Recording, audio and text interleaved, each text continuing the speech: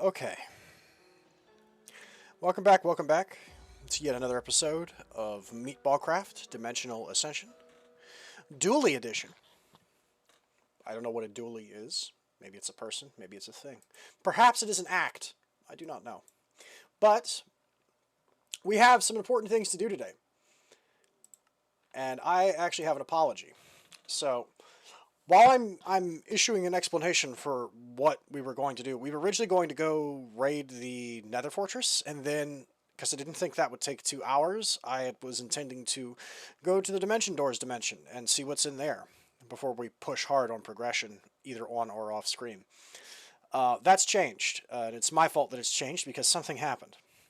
While I explain what has changed, I will be upgrading my wand, by the way, because the wand has reached the point where it can be upgraded out of a novice and into an apprentice. We've put enough XP on the wand, it can be upgraded now. So I'm going to upgrade that, and I'm going to start equipping it with some of the new spells that I've used identification scrolls to identify while I'm doing the explanation, because this is a vaguely time-sensitive thing that we have to do now. Anyway, I was doing some microcrafting and prep work off screen because it's pretty boring. I don't think anybody really wants to watch that stuff. I don't want to watch that stuff, and I'm the one doing it. And you may notice some new things on the floor. Don't worry about it. I'll explain this later, okay, when we don't have a pressing matter to attend to. But essentially, let's see. Yep, and there's the Wand of the Forest. It is ready to be upgraded from novice to apprentice. You can tell because it's glowing like it's been enchanted. You will also receive a message when you get your wand up to this point. You will be told that it can be upgraded, and I have the Tome of Arcana here. So I was in the process of making some stuff for the tech mods that we would use to make certain machines and devices to help us as we progress forwards. There's also some new stuff over in the corner. A quartz grindstone, which is not powered. You have to crank this handle to spin it. Then there's this simple sterling generator and this simple alloy smelter from Ender.io. I did a bit of stuff off screen. Let's go ahead and upgrade this. There we go. It is now an apprentice Earth Mage Wand. And let's go ahead and look and see what we can find as far as spells are concerned. Anyway, the story. Let me explain, if I can, while we're doing this. So I was building these things. Interesting. Apprentice doesn't seem to do anything. That's unfortunate. I was hoping you would identify them. Let's see. Novice. That's advanced.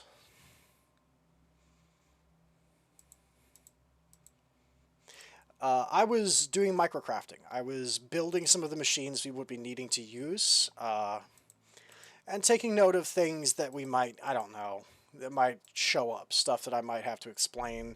I even prepared a little tutorial down at bedrock level for Ender.io, which I was quite proud of, that I built that. We needed ice because of this. The smart input for Tinker.io, which allows you to automate inputting and outputting things in Tinkers in this smeltery, instead of having to sit here spinning faucets all the time. The tables are down here, by the way. But instead of having to automate faucets all the time and stuff like that and spin the wheel, it just lets you push and pull things in and out of it. I built one of these, but that requires 4 ice. Okay, and in addition to that, this music disc, in memory of the modding process of Tinker.io, YouTube audio library, Lonesome Avenue. This can be crafted, and to craft it requires a smart output as part of the crafting. So I needed to make 2 of these. So I needed 8 ice, okay? While we were... Banish. I don't even know what Banish does. Frost Barrier, maybe. Heal Ally, no. Wither, maybe. Frost Sigil, no. Shard, yeah, we'll take these. While I was doing that, I needed ice to make those. I needed 8 ice. So I was like, okay, that's not the worst thing I've seen. We'll just stand on Firebomb and Ice Shard for now. So I went to the glacier to go get it, because the glacier is a giant mountain it's an enormous plateau. It's got like 1 million blocks of ice there. Let me test this outside, actually. Is it daytime or night? It's night. Now, you may remember something interesting about the glacier, right? Because I figured it'd be easier to travel there and just use my pick to dig up 8 ice blocks.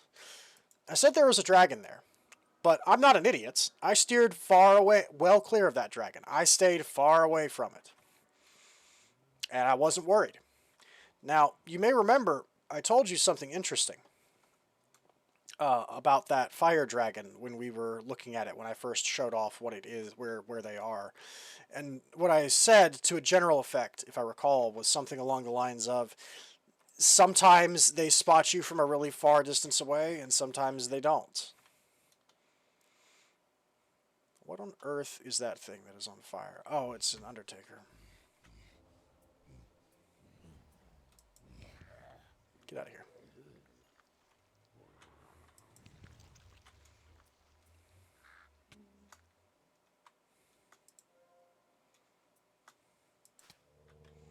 Ooh, that ice shard's pretty strong. How's the firebomb, though?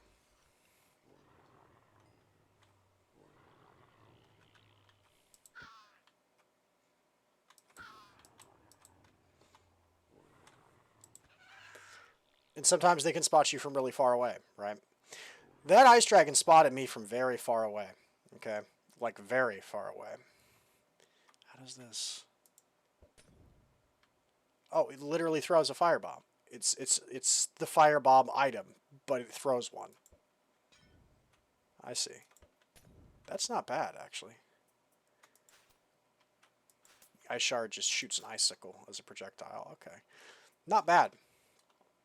Okay. What kind of damage does it do? Pretty good damage. We'll be needing this in a moment. I wanted to make sure that the firebomb spell was good. There's a reason I'm testing it. So, I got jumped from behind by that dragon. It aggroed on me from a distance that I didn't think an ice and fire dragon could aggro from. Like, it attacked me from an outrageous distance. I didn't realize I was being chased by the dragon because I had no reason to think that until I was getting attacked from behind by it, and it scared the crap out of me.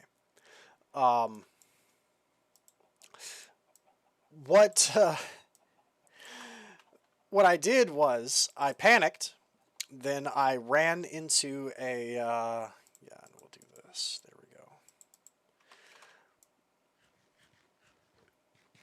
go. I dug a hole into the side of the glacier, getting the ice I needed in the process.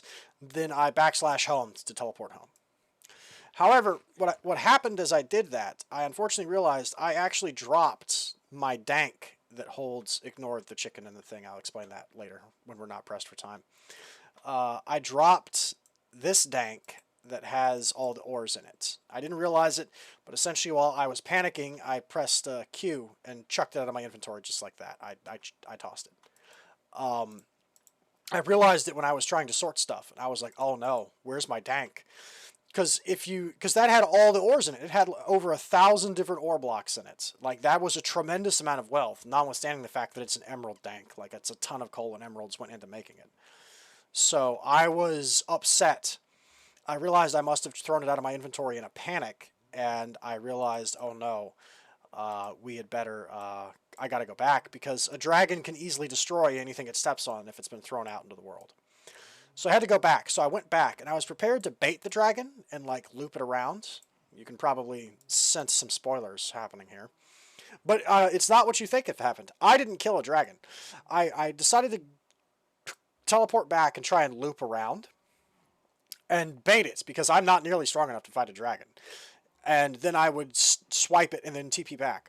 When I got back here, you see this mound right here on the map, right here, that I'm drawing a circle around with, like, it's got 3 trees on it? A hydra lives there. Hydras are not as strong as, you know what, we'll teleport to the wizard selling master wand upgrade. And start walking, so we can be doing something instead of just standing here. But the hydra and the dragon got into a fight. Now, under 90% of circumstances, the dragon is going to beat the living crap out of a hydra.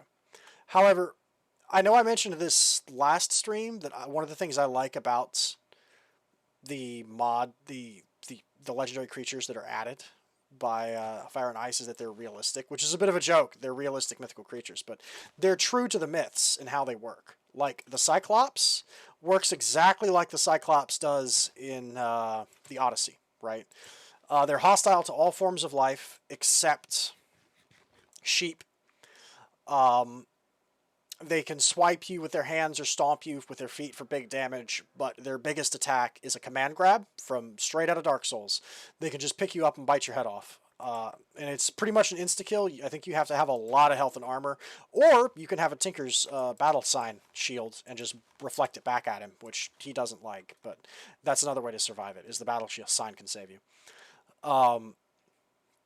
And you can make a disguise, right? You can, let me see what kind of damage this does. Oh, that does an outrageous amount of fire damage. That's excellent. That's really good, actually.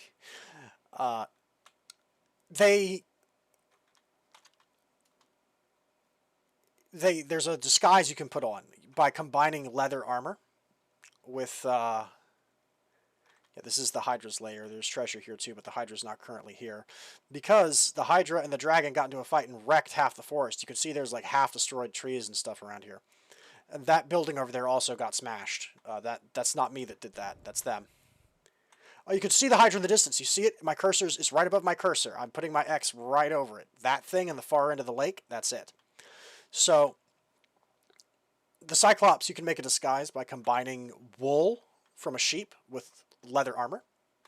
And for every piece of that disguise you have on, the Cyclops' ability to see you is reduced. And if you have all four pieces of the disguise on, and you crouch and move like this, if you quote-unquote sneak, he can't see you at all. You're essentially invisible to him. It's a sheep disguise. Just like you know, from the Odyssey. And you can also poke his eye out by shooting it with an arrow. It blinds him. Just like the story. So the point I'm trying to make is the mythical creatures in Ice and Fire are very true to the story. To the stories. The Hydra is straight out of Hercules. It is the Herculean Hydra, 100%, which means it's a giant fat snake with multiple heads. And it has super fast regeneration, and you can cripple it. You can see it way over there. No, the ice dragon's in the way, but you can see it way over there. I'm looking right at it. You can cripple it by cutting its heads off, but more heads will grow back. And it having more heads gives it more attacks. It's also poisonous. It also has really high regeneration. You can either kill it with fire, burning it temporarily stops its regen, or you can just beat the crap out of it. Just pummel it until it falls apart, which is another viable strategy. They're not that dangerous. I already killed one off screen because I got jumped by one while I was looking for towns that had coal coke in them. And I killed it no real problem. Although the world has become more difficult now. Oh, it's a male. I was hoping this was a female. We could get eggs from it if it's a female. It's a male ice dragon. Okay. And essentially, it fought this ice dragon, and it won because the ice dragon wasn't smart enough to do any big hit attacks on it to kill it.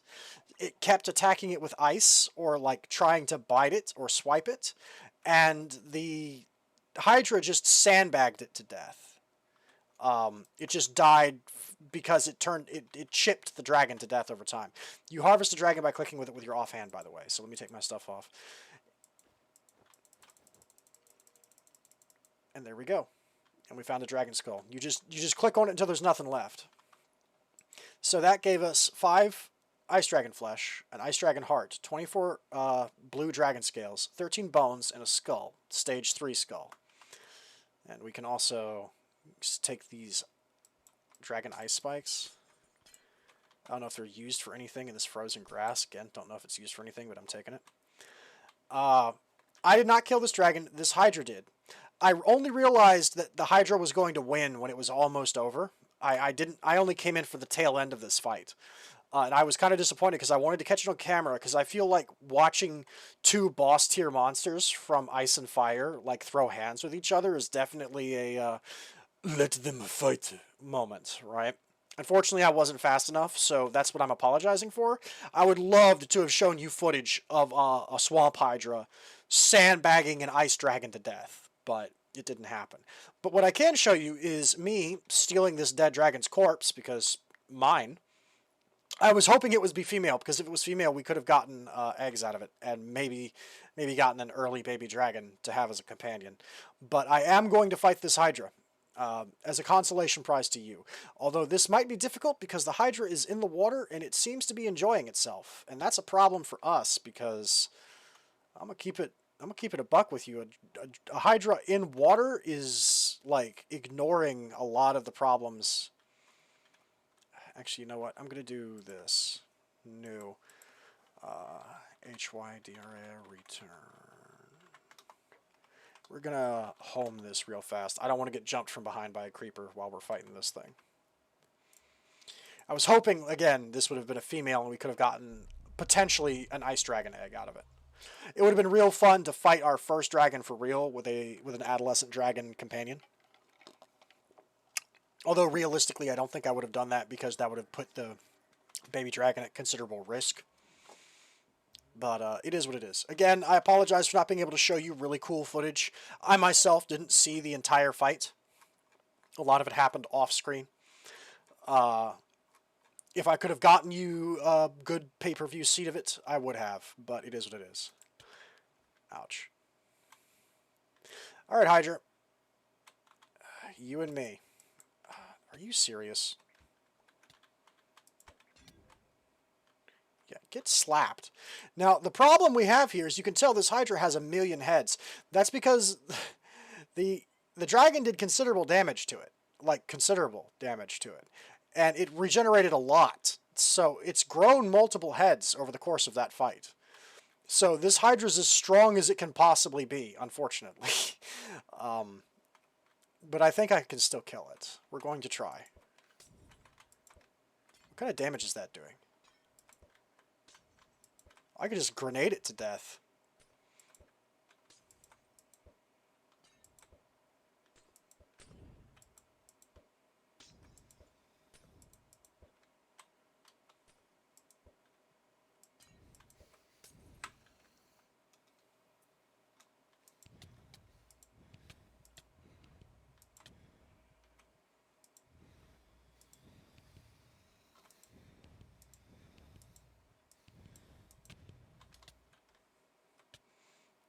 It is regenerating so fast.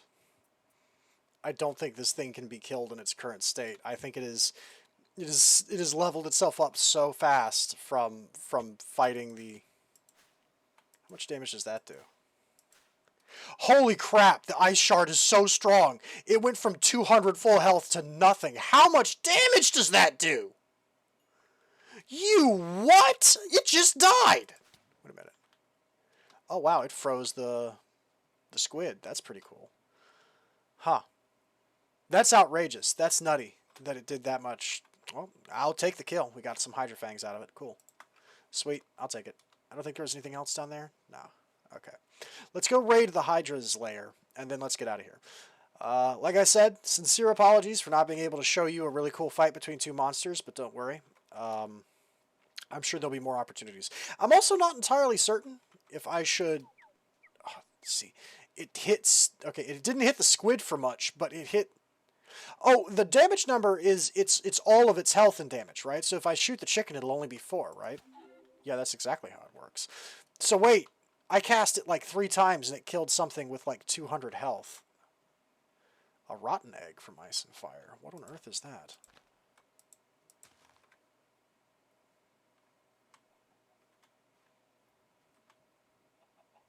I don't know what lays rotten eggs.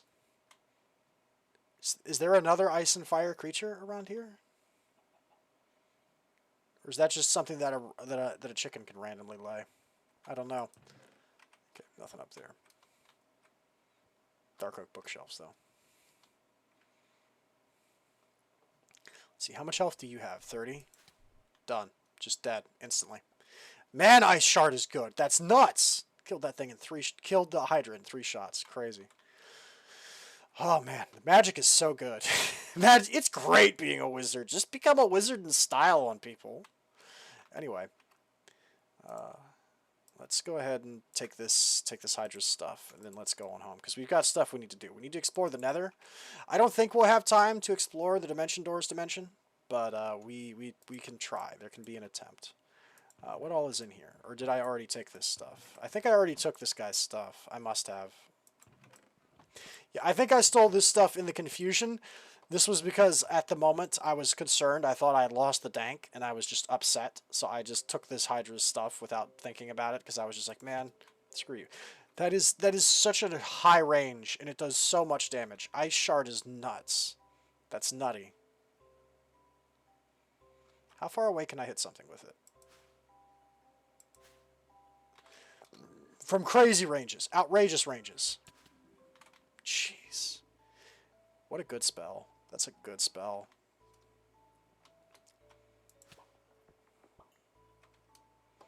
You can tell they never took things seriously at Hogwarts because none of the kids impaled anybody on an icicle. Nobody ever shot lightning bolts at each other. Very mid Hogwarts. We're not impressed, quite frankly. Can't really take the imbuement altar, but I can definitely take this receptacle because it's a cool looking chalice. Give me that. Oh, and let me take these too because there's actually a boss we can summon. I didn't know there was a boss we could summon in this pack, but we need mossy cobble to do it. So let me take this mossy cobble as well. I don't know if we'll have enough, but we'll see. Let's just go ahead and do the straight backslash home. Let's just get out of here. Okay. So,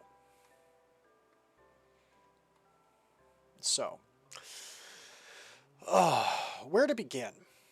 I guess for starters, let me explain some of the machines as well as do a little bit of basic Ender IO tutorial, and then we'll go to the Nether. Makes the most sense to me. We do have enough mossy stone though, I think, to summon that boss. We have 64. Anyway, Ender IO. Okay. Is a tech mod. And essentially the theme of the tech is Endermen and like the end, right, as a dimension. And it's got, stuff to do with bedrock, the indestructible rock at the bottom of the world, and manipulating mob spawners, because you can create mob spawners that spawn certain creatures that you want specifically. That's the general idea behind it.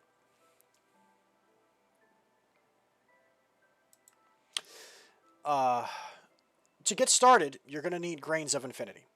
Okay, burn some bedrock or loop some sag mills. So, Grains of Infinity are made by setting bedrock on fire. Okay.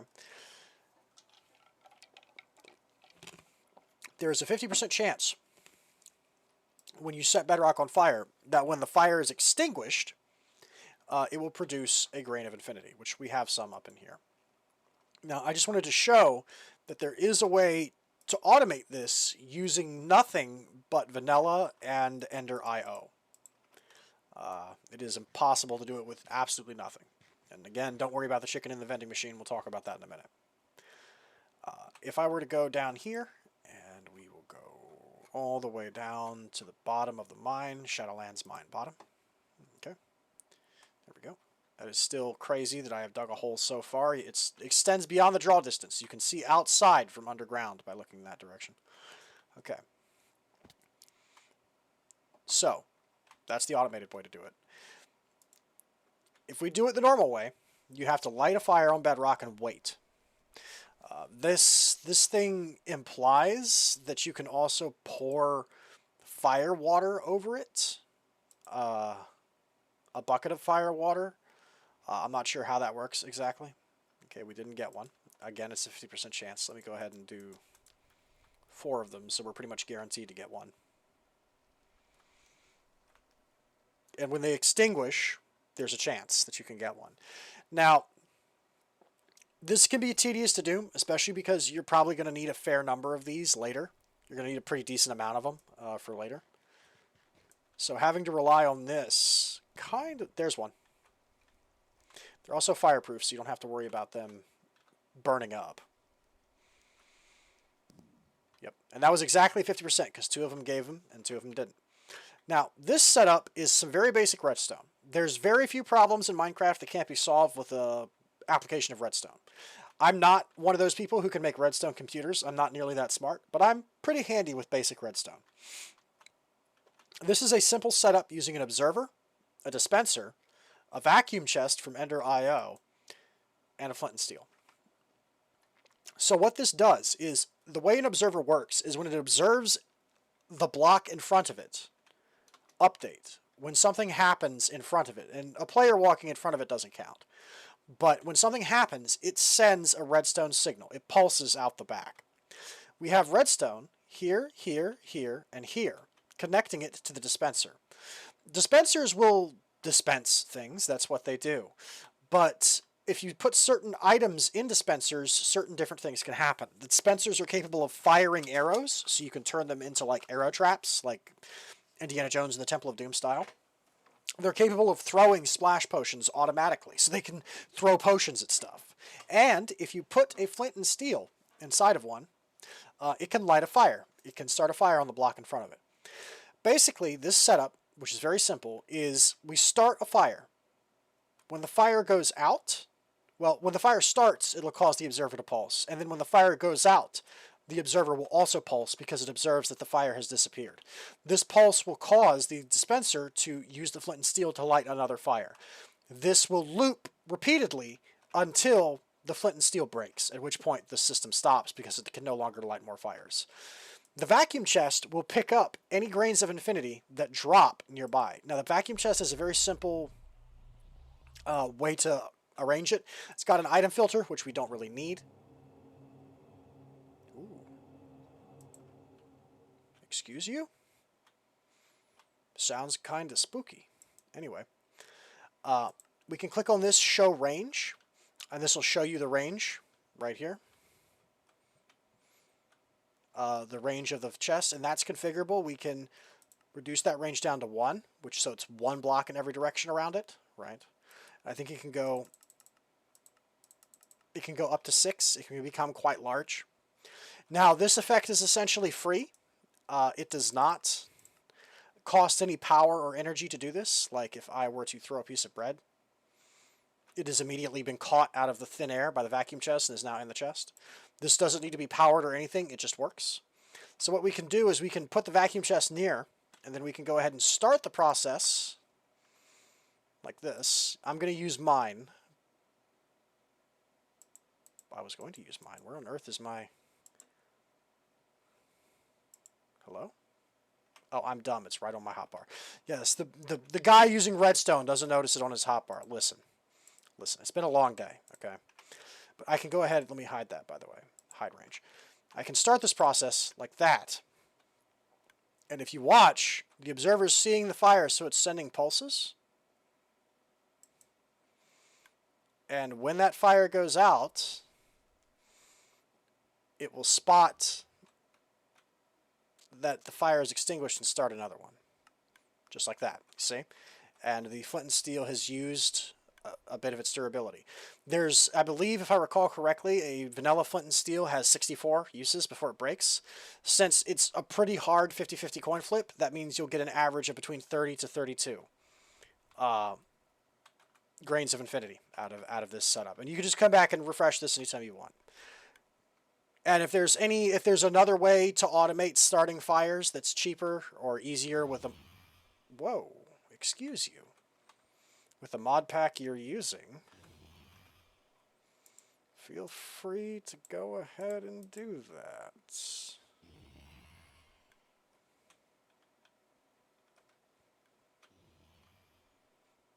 Uh-huh.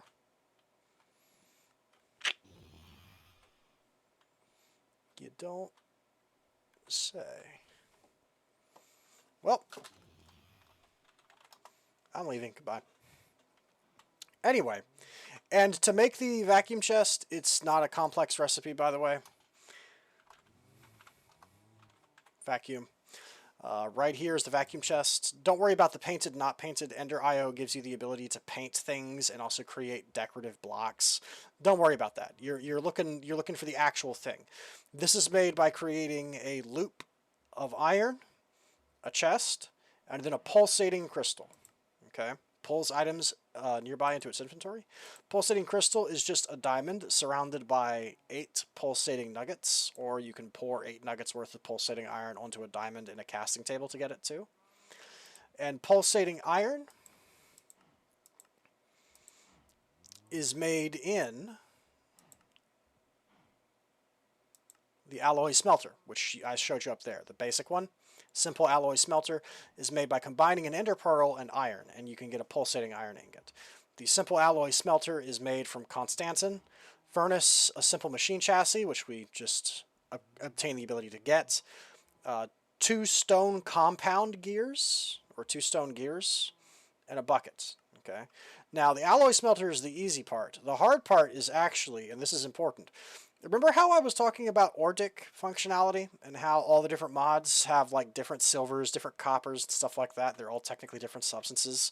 And the community had to collectively come together to find a way to get around that. Well, the same thing is kind of true for energy, because pretty much every tech mod, once upon a time, worked on its own independent type of energy, and they weren't really compatible. Ender IO works on UIT, or something like that. I don't know what it stands for. I know for a fact, by the way, that Tech Reborn, FE, stands for Forge Energy, and we'll talk about Forge Energy in a moment. But essentially, you need a Stirling generator. This is a simple Stirling generator to generate your basic power for Ender IO. Okay. The Stirling generator is made from stone bricks, a furnace, another simple machine chassis, a piston, and infinity bimetal gears. Now that sounds super complicated. Don't worry, it's not. It's just 4 iron nuggets, 4 iron ingots surrounding a grain of infinity. Or alternatively, you can pour 4 nuggets and 4 ingots worth of iron on top of a grain of infinity in a casting table to get it too. The Stirling generator accepts any burnable object, and it generates this Ender IO energy. And then I'm using a Tech Reborn cable to push it into this, where it can then smelt these things. And this thing is capable of creating alloys of up to 3 different substances to make one alloy. Forge Energy is an attempt by the community to standardize all energies. FE is kind of like a unified energy. It's smart. It is a smart energy that's capable of using different types of energy in tandem. Generally speaking, if something accepts Forge Energy, it'll accept energy from a variety of different mods that are Forge compatible. And anything that says that it's able to transfer FE, like this insulated copper cable from Tech Reborn, that means it can transfer a wide variety of energies from other mods, including stuff from outside of Tech Reborn. I think to a degree this has been mostly unified in the very latest versions of a lot of tech mods.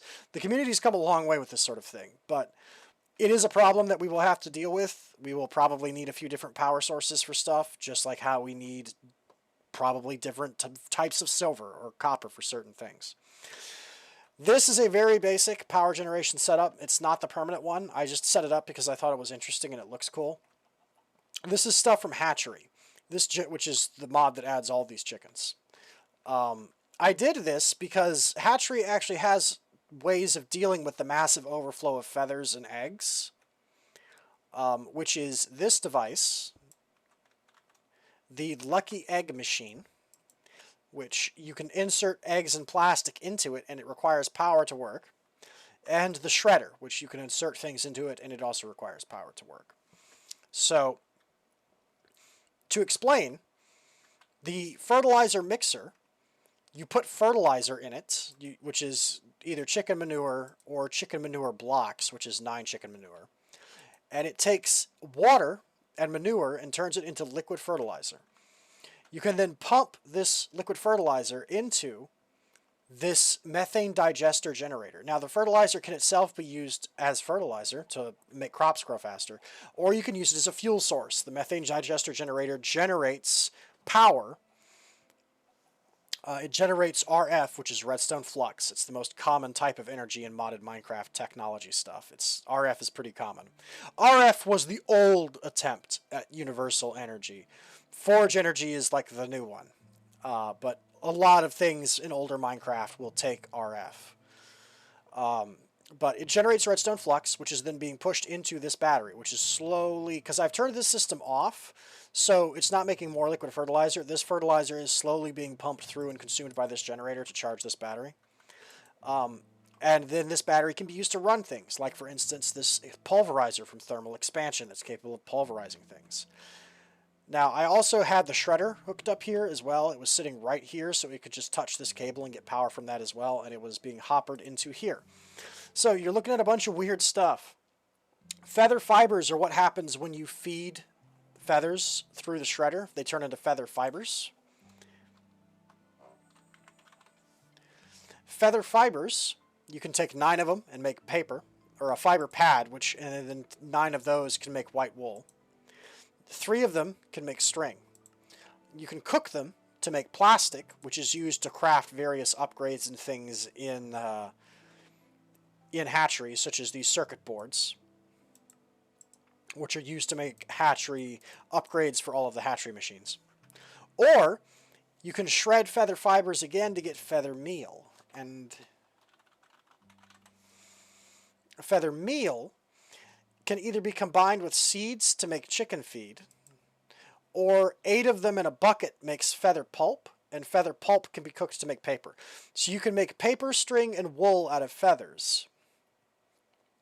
And you can also make chicken feed out of it. Okay.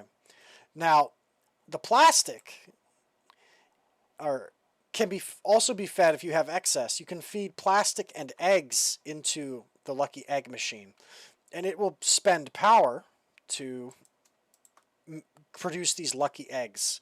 A lucky egg can be opened, and it has prizes inside. So let me show you.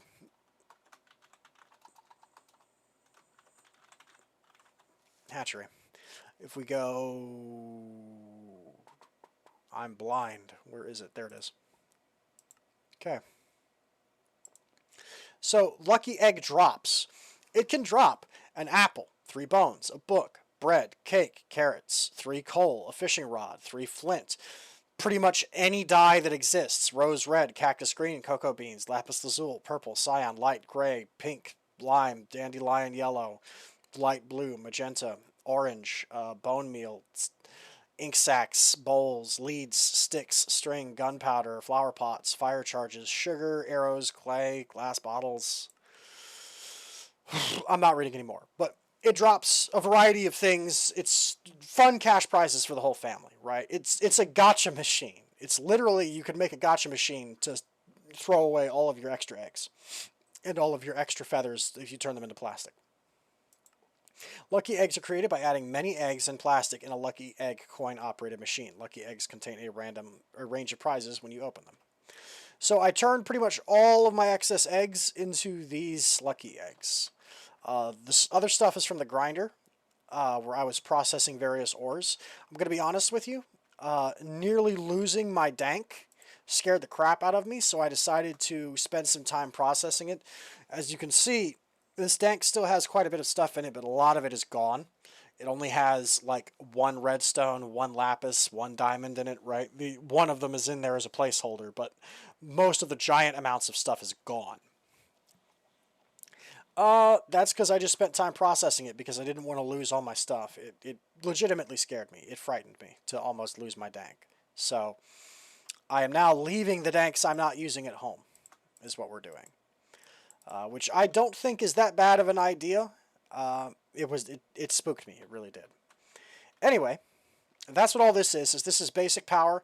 This isn't the most efficient power setup. I was mostly doing this because I've never played with hatchery before, and I wanted to see how it works. It's pretty cool. I did make some extra. We have 3 more engines and 3 more fertilizer mixers, so that way we can process fertilizer into energy more efficiently if we need to. That might be my backup power source. I'm thinking about maybe collecting all the fertilizer, compacting it, and storing it, and then I'll have a primary power source running everything, and then I can have a backup power source of methane digesters just to charge the batteries and keep everything, like keep the lights on and stuff. Just an idea. Anyway, right now we have some stuff to do. I also made 10 iron casings. I made 10 sturdy casings. These required so much bronze to make. I'm actually out of tin. We're almost out of tin. So, tin. Yeah, we have 4 tin ingots, 6 tin nuggets, and 1 placeholder block of tin. So that's not a lot of tin compared to, I don't know, the 55 blocks of coal, the 33 blocks of iron, the 28 blocks of gold, the 18 blocks of emerald, right? We're doing terribly on tin because I used all of it to make bronze. I think I used it to make bronze. Bronze is created using tin, right? I'm not a moron. Yeah, no, I used almost all of it to make tin. So I'm going to have to go mining for tin at some point. Not on screen, probably, because mining is very boring. I might try and do more of the exploring on screen because interesting things keep happening while I'm out in the world, and I apologize for not showing them. But the mining is definitely, I think, going to stay off screen because it is super boring. Nobody wants to sit here. I don't even pay attention to when I'm mining. I turn on, like, songs playlists and podcasts and let's play YouTube stuff and watch that while I'm mining because it's so brainless.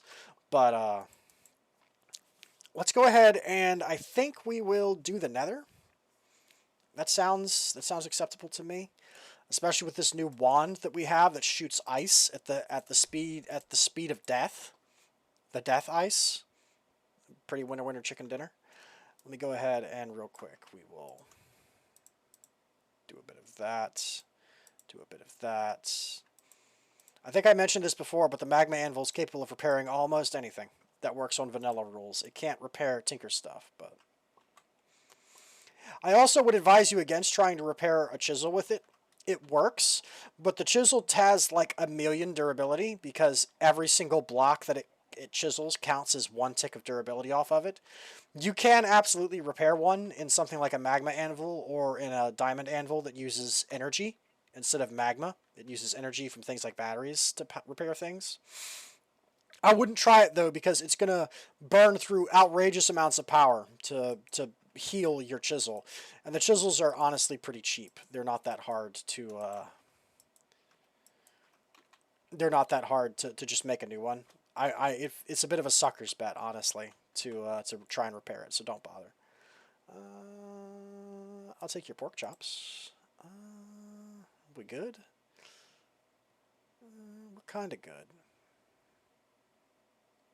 Let me take half those potatoes and start cooking them. Yeah, we'll take half those potatoes and start cooking them. Okay. Alrighty. I'm feeling pretty confident. How are we at on storage? We're doing okay on storage. I'm going to go ahead and dump, I think, most of this. This was a lot of the stuff that we had left over from last time. Yeah, I don't know why there's a basic machine frame in here. Oh, wait, before we go, I need to show you something before we go into the Nether, before I forget. By the way, one nice thing about these backpacks, the thermal expansion backpacks, if you shift right-click them onto an inventory, you automatically dump everything in out of your backpack. So you see it's empty now. It all went into the storage crate. That's just a nice little trick that you can do.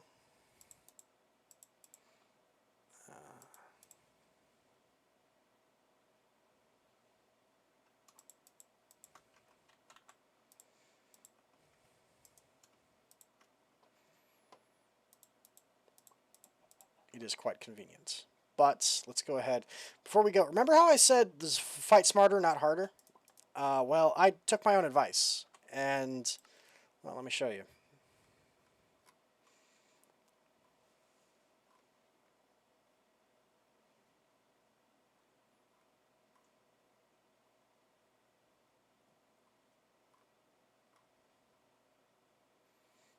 I don't remember what color it was called.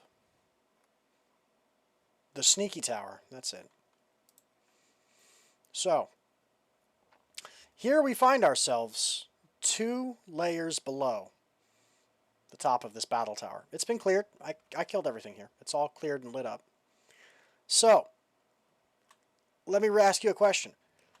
If he gets upset every time you open an inventory within like a 2-level radius of him, how do you empty an inventory near him without getting the chest blown up? Well, can you loot a chest? Can you move stuff out of a chest without opening it? The answer is yes, you absolutely can. Remember how I said that there's a redstone solution to almost every single problem in Minecraft? Well, here's your redstone solution. I made a bunch of... even when there's nothing in this tower, I fall through the holes, I swear. I made these out of wooden hoppers because they're much more expendable. A normal vanilla Minecraft hopper costs a chest and 5 iron ingots.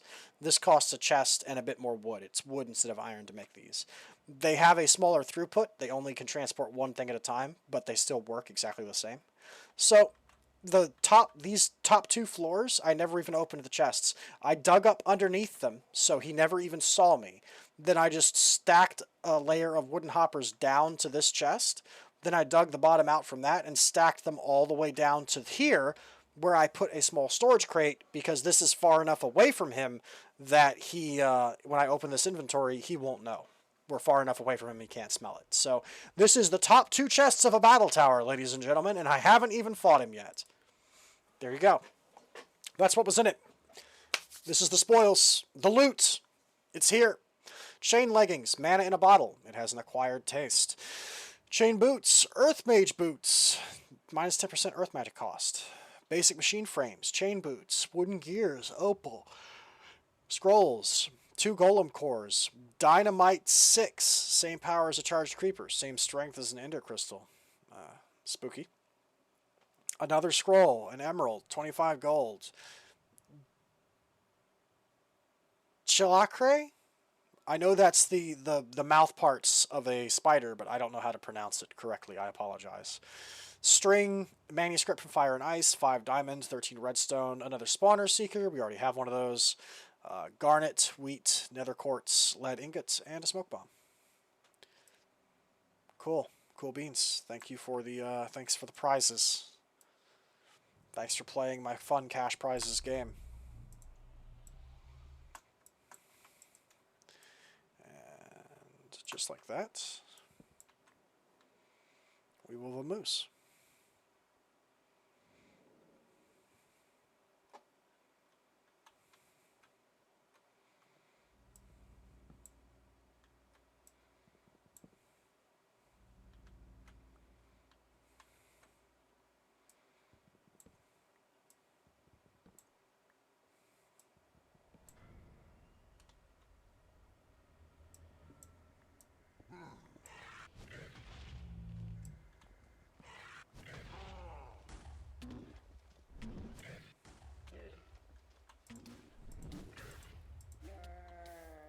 Holy crap, that does 60 damage a shot.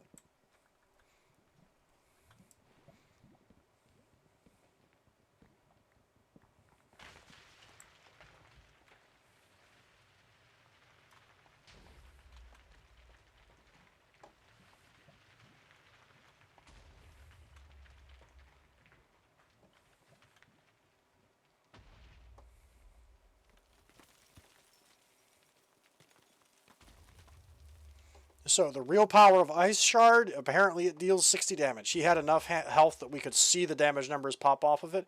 And that makes sense, because I think I hit the Hydra with it either 2 or 3 times. So that would have been his 200 health gone. That is correct and accurate. Anyway. Fight smarter, everybody, ladies and gentlemen. Not harder. I fought hard, and I paid for it. I was an idiot. I shouldn't have done that. So now we fight smart. Are you still blowing up, or did I outrun you? Oh no, it's done.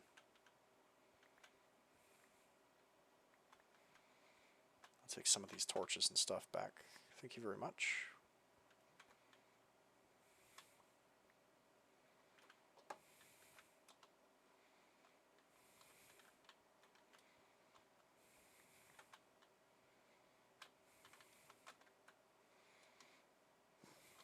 Okay. Ouch. Now that we've dealt with that as well, let me go return my tools of chicanery and shenanigans to their proper resting place. Let me put these back. Redstone, ladies and gentlemen. I would also mention I did look up how people were doing that. Apparently, what most people do is they do the fishing rod trick, which is, if you're not familiar, you can use a fishing rod in Minecraft to hook. It's not just fish, but you can pull entities as well with it. And what most people do is they nerd pull up. They build a pillar of stone up adjacent to the tower. Then they throw a fishing rod hook at the battle guardian and yank him off the tower before he has a chance to fully wake up and start attacking. He has enough health that the fall doesn't kill him, and he just stays down below, like throwing a temper tantrum. And then you could just loot the battle tower from the top down, and then you can either leave or just fight him on the ground floor, whatever you want to do, and the whole battle tower falls. That's one way of doing it. I think that's how people do it in like adventure packs and stuff for things like RLcraft. RLcraft is a very difficult survival sim that's heavily on features combat and exploration and how it operates. There's not a whole lot of this base building and automating stuff. It's more exploration, discovery. It's too dark, you might be eaten by a grue, that kind of thing. In RLcraft and other things like that feature the Battle Towers mod, most people use the fishing rod strat. I used the hopper strat because I felt like that was more in tune with my nature as a builder as opposed to a fighter. But you can totally use a fishing rod. In fact, I suspect that's probably why there are usually fishing rods in the chest 3 or 4 floors down from the top. That might be the reason why. But enough about that. Let's go ahead and drop some of this off. Unfortunately, we can't melt chainmail. I already tried. And I don't think we can use it for anything. I might just throw this chainmail out. The enchanted stuff I'll keep because I can always strip the enchantments off of it and reuse it elsewhere. We have things that enable that transaction in this mod pack. Which is another thing I need to get involved in. I need to get involved in that because that takes a while to get to. That's Coriel Tombstone stuff. Coriel is the mod where I die and I respawn as a ghost holding a key to my own grave. That's Coriel Tombstone, is what that is. Oh, we have 3. We can afford to look up something. Gorgons, trolls, gorgons? No, thank you. Snow villagers. Ice dragon eggs, yeah. Let's check that.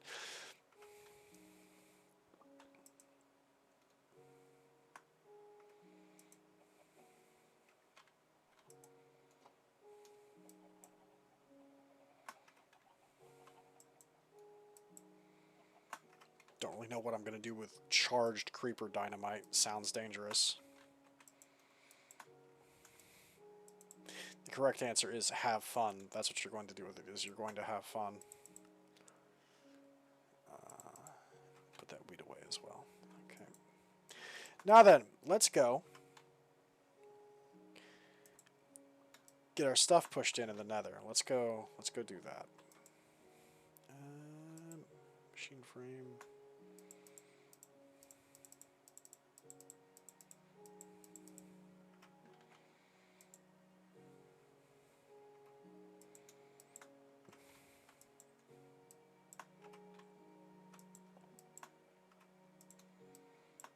Gonna definitely have to do something about this equipment crate, by the way.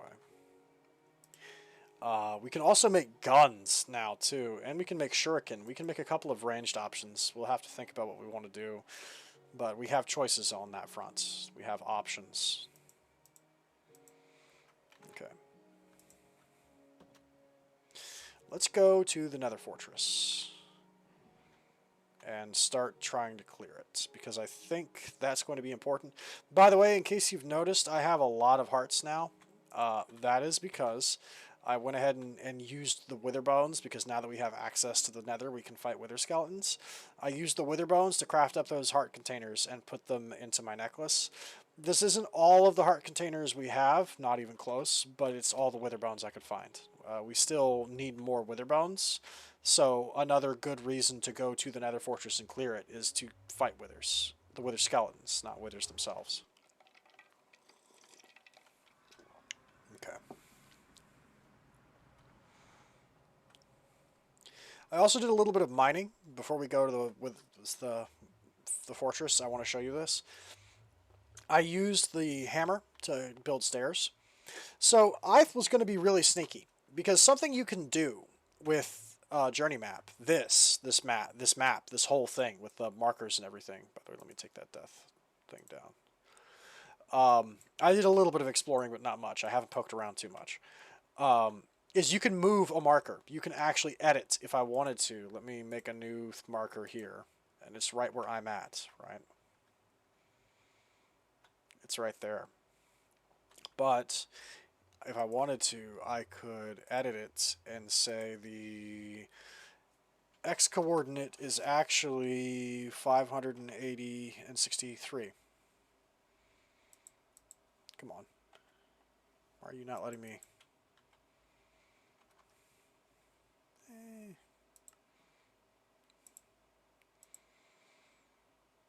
Maybe the y coordinate is one though.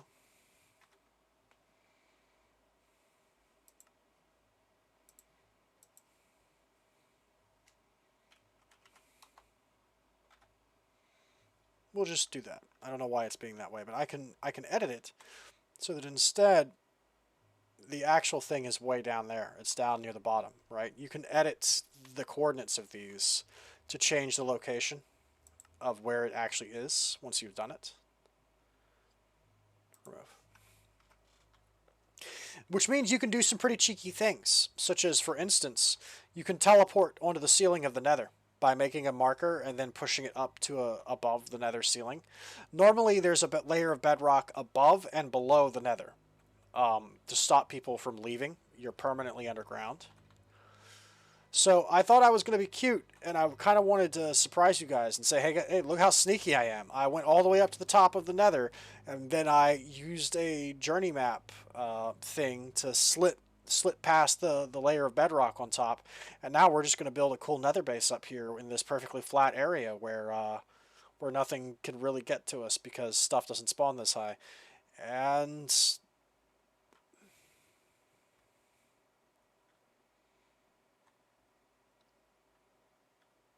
the ceiling Nether, the ceiling bedrock is not here.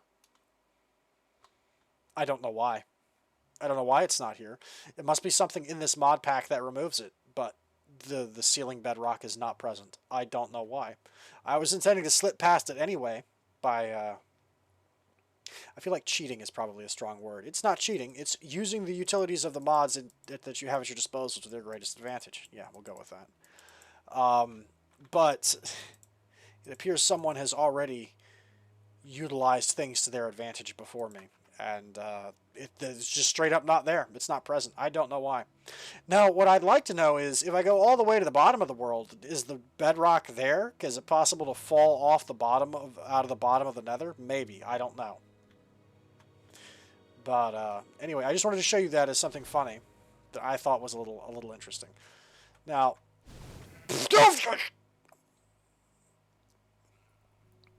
hello, Bafometyr.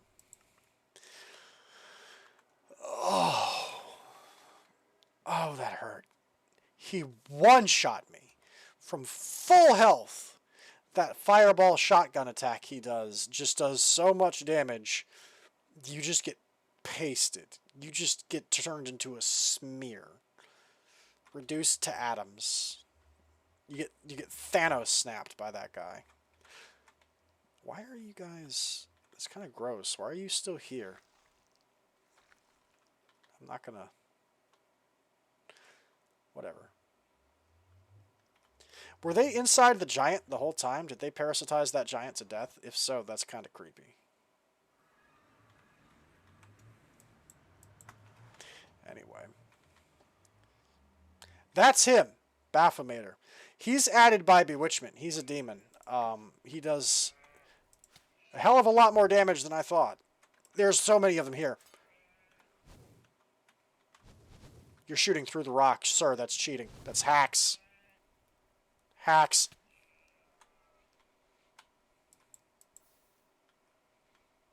Oh, jeez. There was 3 of them. Why? Who's responsible for this? Anyway. Jeez, I don't even know which one is the one we were using to store stuff. I'll just pick one. We're using this one from now on. There we go.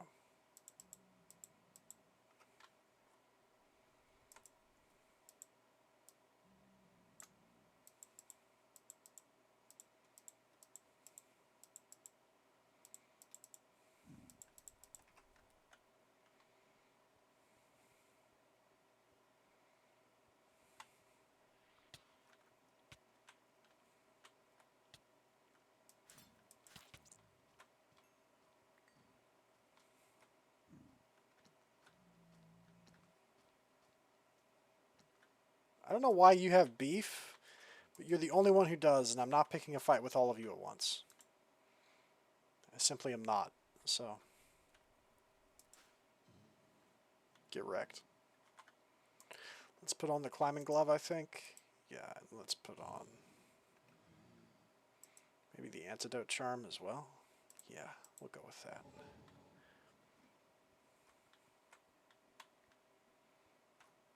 Let's eat.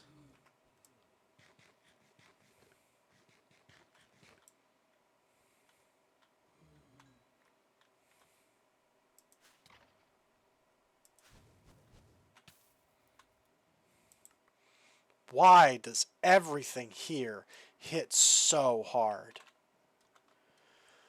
Oh, man. I have 66 levels. I have a lot of XP. I should probably try and enchant some of this armor. I know we talked about enchanting the rupee armor into a dragon killer set potentially to fight a real fire dragon with. Putting flameproof on it, flame protection. I might need to do that significantly earlier than I thought. The problem is I don't know if that stuff, the Bafometyr and the blazes, what they're doing is what's doing so much damage. But I don't know if that's magic damage or if it's fire damage. I don't know. I don't have an answer to that question.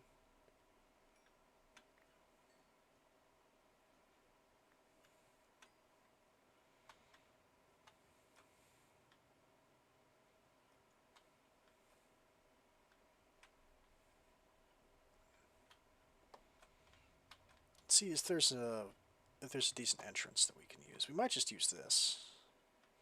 Might just come in through here.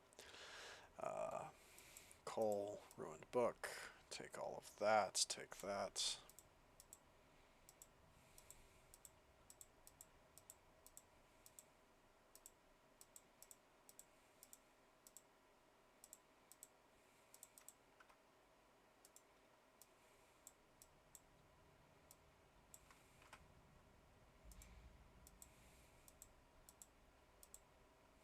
So the one problem with cyclic stuff is it doesn't respect your slots at all. It always replaces the heart amulet, and I don't like that.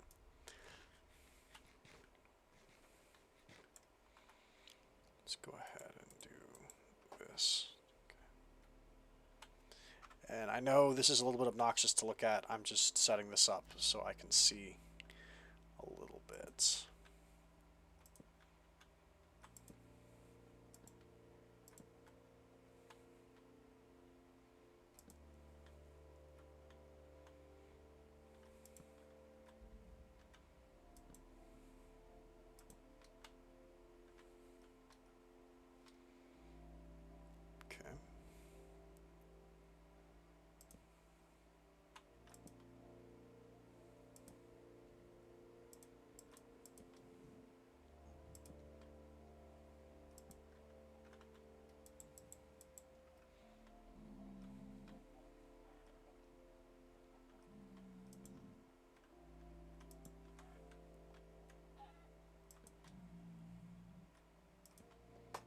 Okay. Now, the way I do stuff like this is I wall off dead ends so I don't get lost and confused. Let's see what's in this chest. Okay. The lava charm. I think that makes us immune to lava. Rosite ingots. The Codex Infernalis from Bewitchment, which is what's used to make demonic contracts. You can only find these in nether fortresses, so the fact that we found them is nice. Well, the fact that we found 2 is a little weird. They may be more common in this pack than I thought. Infinity bimetal, opal, advanced machine frames, corallium ore, a piston scepter, a gold coin, and a dimlet parcel, a present for you. Use it well. Right click to get the gifts. We will put all of this away for now. I don't know if that's the surprise box, because some mods add surprise box stuff, and I don't want to open that near my base if it's going to be a bomb. But, ooh. Oh, you're just a slime. Get out of here. So,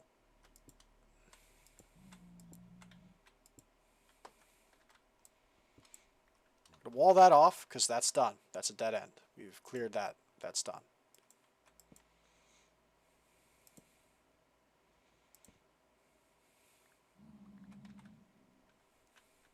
Interesting.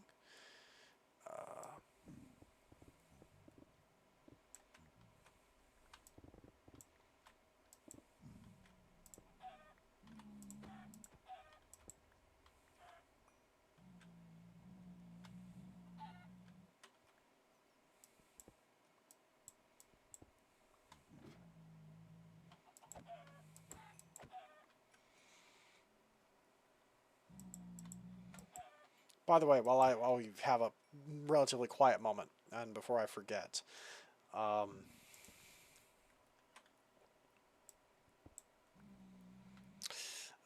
you can in fact grind out XP on these, and the best spell to do it with is the novice spell Conjure Block.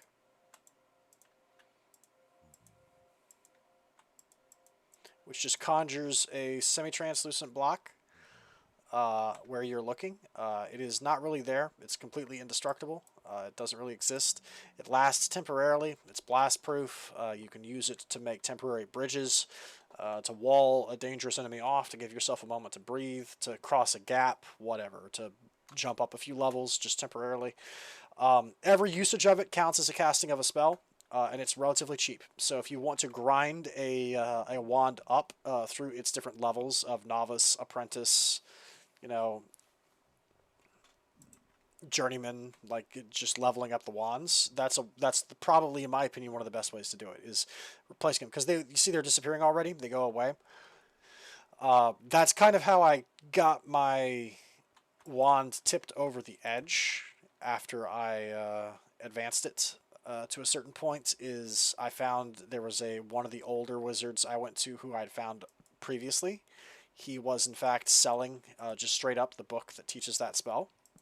You'll probably run into a wizard who's selling that spell book if you explore. And I bought it from him and equipped it and used it. I don't know what these platforms are. There's several of them. We will have to explore that when we're done with the Nether fort. But I should have brought the dank for the Nether to store the Nether blocks, but it's fine. I made another dank just for the Nether ores and all of the blocks from the Nether, so it's a dimensional dank for this dimension. Dragon's Blood sapling, Ferrous Juniper sapling, biometal, unnamed thing, and Ender IO upgrade. It increases the energy storage and speed / range of machines. Hollytop seeds, corallium ore, electrum, nickel, and Ender wing teleports to world spawn. And air charm, walk on air, sneak to descend. That's pretty cool, actually. We will take that. We'll take all of it, but I mean, we'll actually put that in the bauble case because that's pretty cool. I might use that at some point.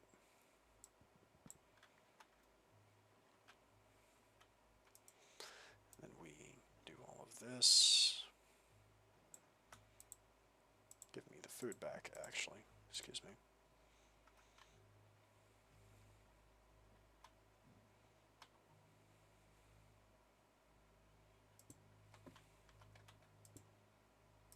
Okay.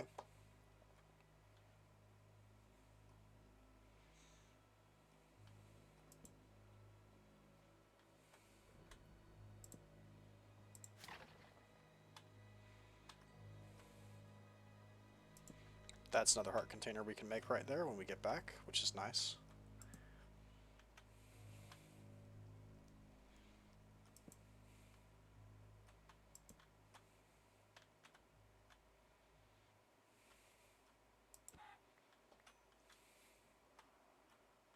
Also, I should mention, what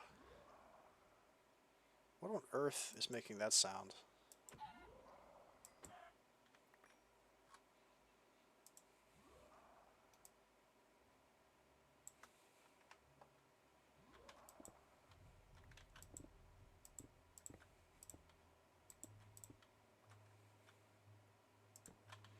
Not really sure what's making that sound, but it's none of my business. That's what it is. There's several magic mods that we haven't touched at all that we need to start getting into. One of which is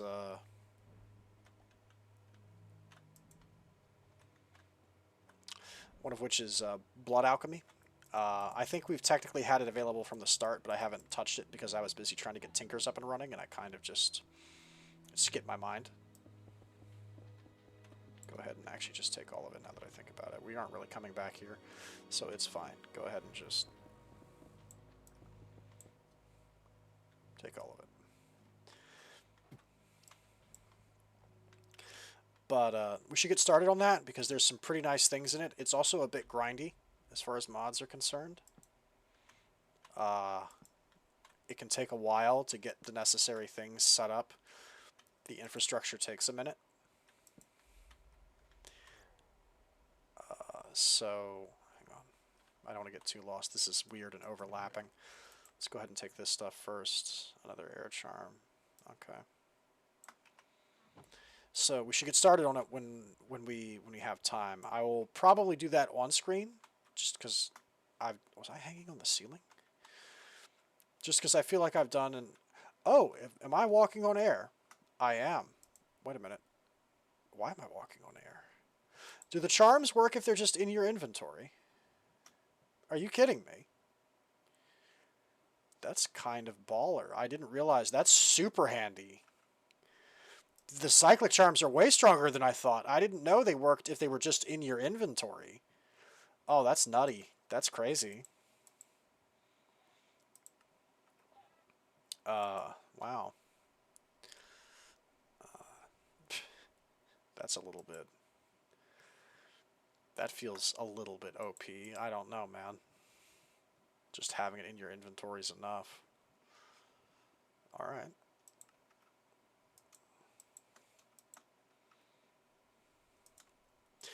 But we should get started on that. I think we can also get started on Bewitchment.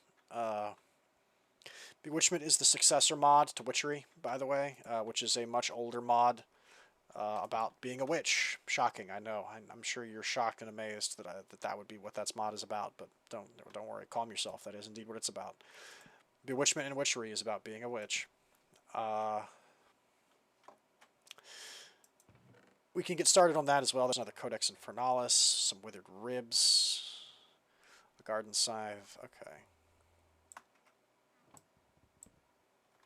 Well, we're not going to run shy of demonic contracts. I don't remember if Cambions, they're like half-demons. I don't remember if they're inherently hostile to me or not. I think they are. I believe they will attempt to jump us if they have a path towards us. Let's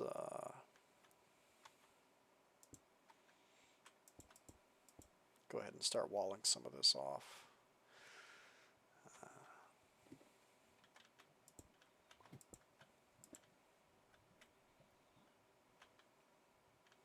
That's just a reminder to myself that back there I've already been, so I don't get confused and think I need to go back there.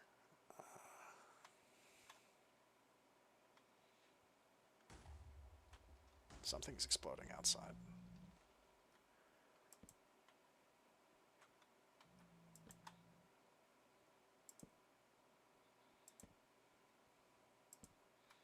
Okay.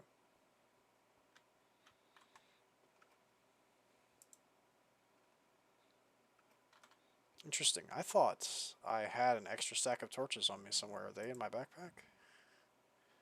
No, I'm just straight up about to run out of torches for no good reason. Wow.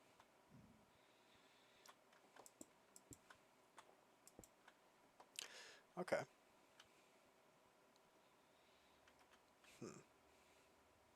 Well, let's do this then. Let me go back real fast, and we will do a Nether Fortress return. Move that death.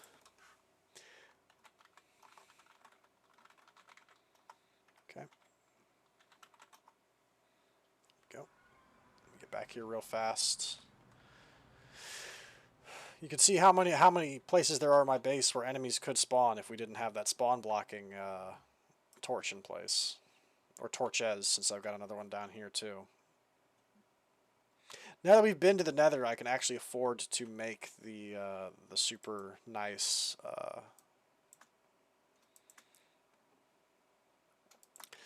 lights because we have access to glowstone now. I should probably do that at some point.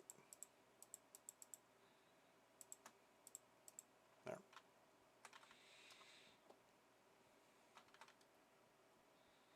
I should also check and see what we can make out of the dragon parts that we have, just for curiosity's sake.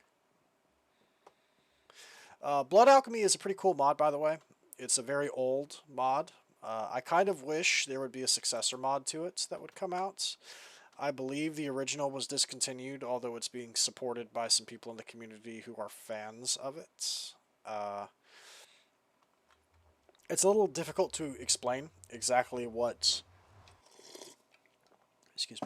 the mod entails, but it's essentially magic via Aztec blood sacrifice. It's kind of edgy. I mean, it's a blood magic mod. Of course it's edgy. There's also some bits of like Full Metal Alchemist kind of alchemy, like clap your hands and slap the ground and cause an effect to take place. That stuff is in as well in the form of the arcane ashes and the runic chalk you can draw with. Okay, we're going to have to come up here. This is a place.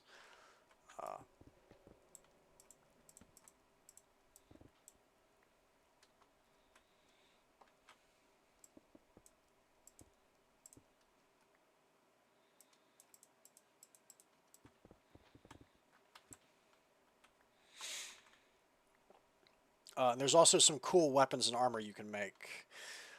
We need to get started on it because like I said, it's a little bit grindy in the long term. It takes a while to really take off, and I don't want to be in a position where I haven't started it at all, and then we run into a situation where we need blood alchemy to solve a problem, and I have to start from square one, so we should probably get working on that now. There's also some pretty nice things you can do with bewitchments. Some fun little tricks. We have a triskelion. That may not be how it's pronounced. If not, I apologize. But we have that amulet as well, which can be... Jeez. That hellhound scared the crap out of me. We have the triskelion amulets, which gives us a significant boost to strength. I think it gives you like strength 3 or something. But you have to have magical power to use it. You have to be a witch. If you're not a witch, you can't use it. It doesn't work.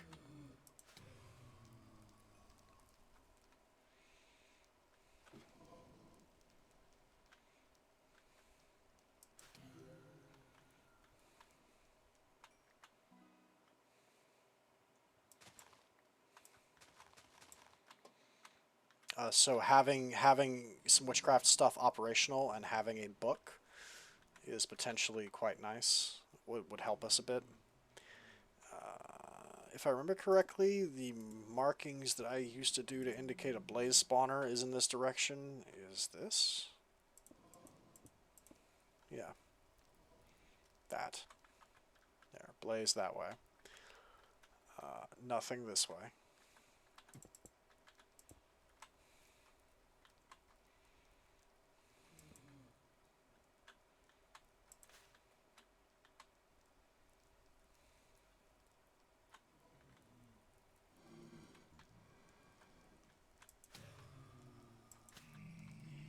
Oh, that's not good. Okay, none of them noticed, though. They're not upset. Good. Whew. I was afraid the hordes were about to start coming after me. If you kill a pigman, it enrages the other pigmen, but fortunately I don't think any of them noticed. Let me put some saturation back on my health bar. There we go. Let's go ahead and empty this all out again. Nice.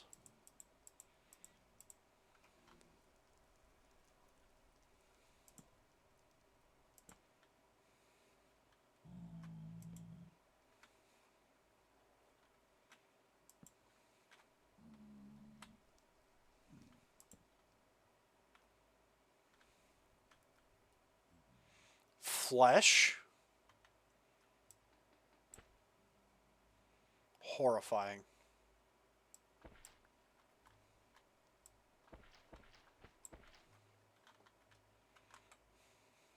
Chunk of flesh, biome of plenty. Wonderful. Thanks, biome of plenty, for making flesh walls in hell. That's exactly what I always wanted. How did you know?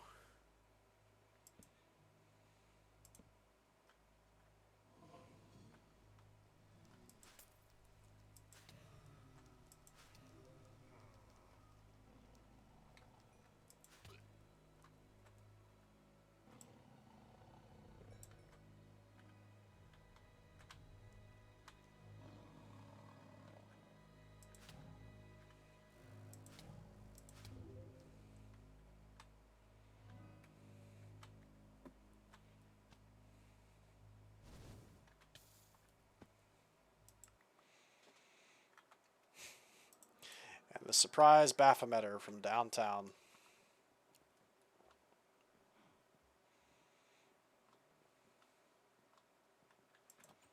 My design philosophy, by the way, is as long as there's one blaze spawner, I don't need to keep the rest alive.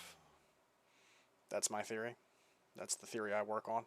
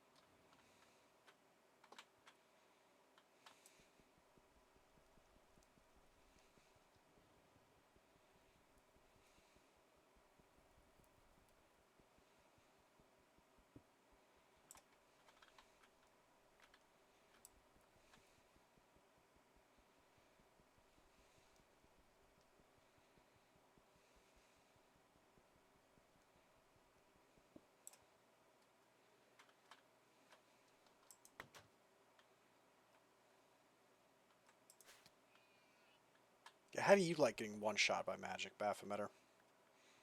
Doesn't feel good, does it? To just be assassinated. Anyway. Anyway.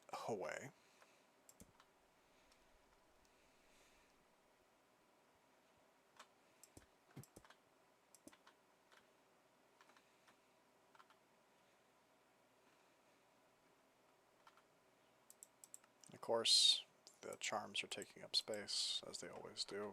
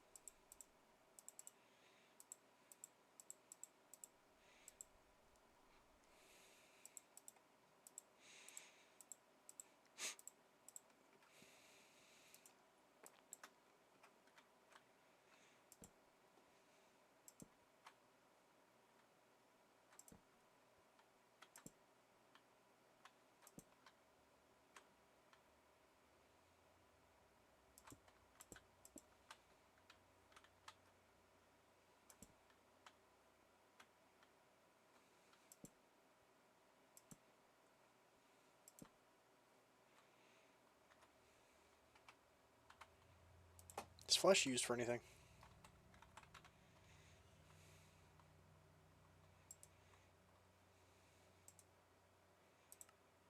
No. It's just horrifying. That's all. Wait, no. Reactor interior. Just enough reactors. You can put flesh inside of a reactor casing legacy. Although, why on earth would you want to? I don't have an answer to that question. It seems as though this doesn't serve any purpose. Okay. Just in case, I'll leave this open. I'll say J.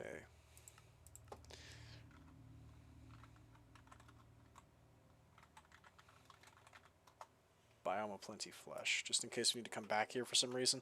Sure hope we don't, though, because it's kind of creepy.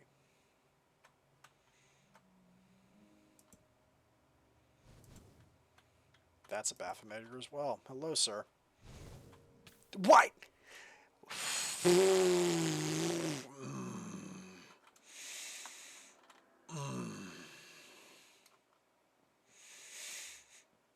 Ooh. I would love to know if that is magic damage or fire damage. Because if it's fire damage, we might be able to do something about it. If it's just straight up magic damage, I don't know, man. I don't got answers. Either way, it's too much. That's what it is. It's too much is what it is. I'll remove that and just teleport back to the biome of plenty. There we go. Greetings and salutations, you goaty nerd. To you too. Ah, son of a... There was another one. There was a second one. 2. Count them. 1, 2. Y'all gonna make me... Y'all are gonna make me lose my mind up in here. Up in here.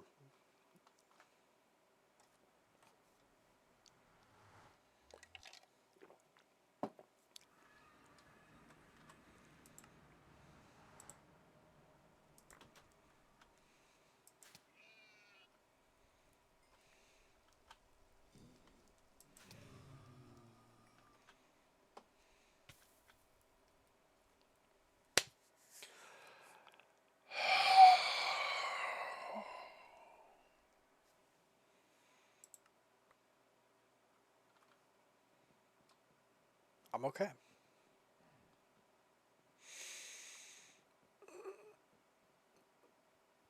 I'm fine. Really. It's good. There is one thing I noticed, though.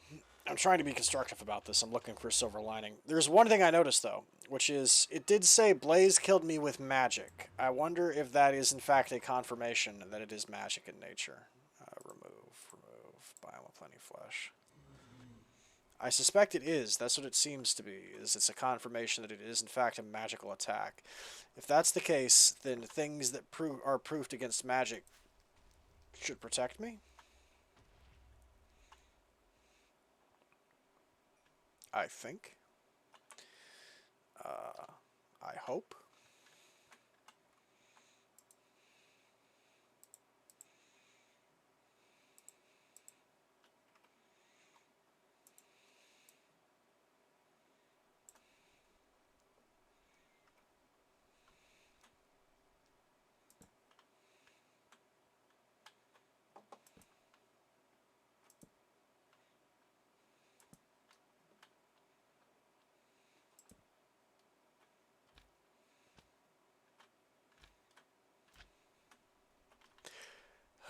Let's just finish exploring this. I can't believe I was also thinking about doing the Dimension Doors dimension as well. That's even more frustrating than this. Maybe I should explain that. Yeah, you know what? That's a good way to relax, to calm myself down. Let's explain the Dimension Doors dimension. So, the Dimension Doors dimension is a death trap. I mean that in the most literal sense of the term. Not a metaphor. I'm not exaggerating. It is a dimension of traps meant to kill you.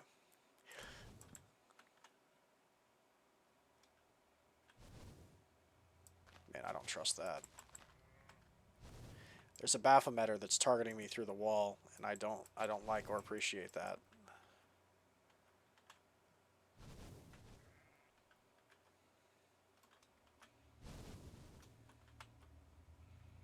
Whatever, not my problem. Anyway.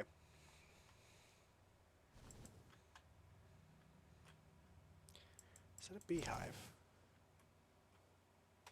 Oh, he's targeting me, like, underneath. He's following me under the floor, and he's mad because he has wall hacks. He's cheating.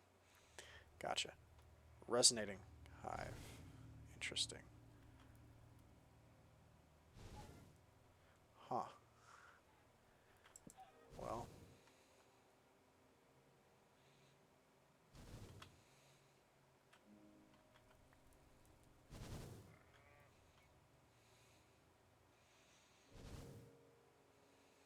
I mean, sure. Anyway, it is the best thing I can think of to describe it is there is a module in old school Dungeons and Dragons called the Tomb of Horrors. In the Tomb of Horrors, it is an adventure that is meant to kill you. It's straight up you're gonna die if you play this. The purpose of Tomb of Horrors, the reason it's like that, is, well, for one, it's just intentionally super hard. But the idea behind it is that, how do I put this? You're meant to lose people to solve the puzzles, if that makes any sense. I heard a dog snarl at me. I'm not going to be caught off guard again. I heard that. Where are you at? Come here. Come down here. Don't play games with me.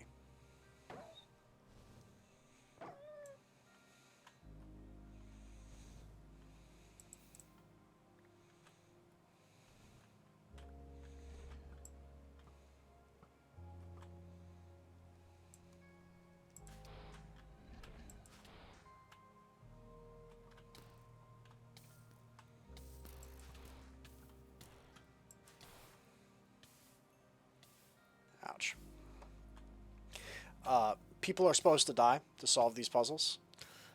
You're supposed to metagame, is the idea behind it. It is intended to be metagamed.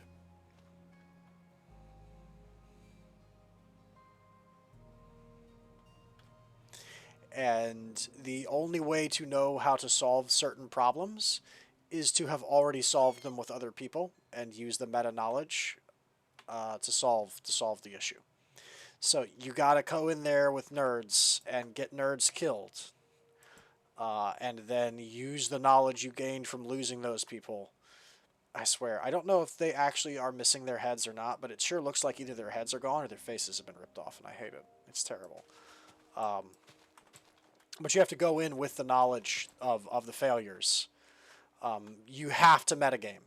In other words, you have to. You must metagame.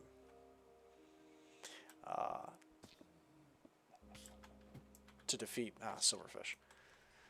To defeat the Tomb of Horrors. And there's an in-game reason for why that's the case as well. I'm not going to spoil the big twist of the module for you, but there's a reason why it's that way. But if you ever, I don't know, wanted to play a barbarian, but don't care about like the role-playing aspect of it, and you don't mind if you're going to be dead in the next 30 minutes, if you'll die first session, Tomb of Horrors is great. Right, it's a good session. It's a good example of what it is, which is its grindhouse. It is a grindhouse module, is what it is. Now, this dimension, the Dimension Doors dimension, is very, very similar, in my opinion, to the classic Tomb of Horrors, which is you're going to die when you go there. And you're going to die in painful ways, in cruel ways, in ways that are quite frankly just not acceptable in civil society. And then you will come back and you will use the knowledge you've gained to make it a little bit farther. Okay? And then you'll die again. And this will continue to happen until you have eventually accrued enough knowledge to traverse this place without an entire room exploding underneath your feet, without getting yeeted into the void, without being banished unironically to what amounts to the back rooms, which is limbo. Yes, if you mess up in the Dimension Doors dimension, you can end up in what amounts to super hell, which is, some people would say, it's kind of like the back rooms. They wouldn't be wrong. And you have to get your way out of there, which is not fun either. It's just, it's not polite for me to say this, but I'll just go ahead and say it because it's the most accurate way I can think of to describe it. It is a shit test dimension, is what it is. That is the purpose of that dimension. It is here to test you. If you do not know the answers to the problems, you're gonna have a bad time. Okay. I don't know everything about the mod. I don't have all the answers. I have more than some people, but I'm not an expert on that dimension by any means.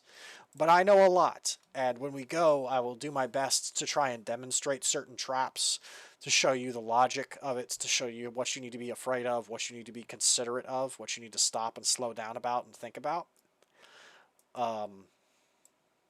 Because there are indeed things that need to be taken into consideration. Let's put it that way. I don't think we need to go back here anymore. We've done everything that was up here. Is that more cobalt? Yeah, it is. We actually need all the cobalt and ardite we can get because we need manulin. Not just because we want it, but some of the devices I want to make require manulin in their construction.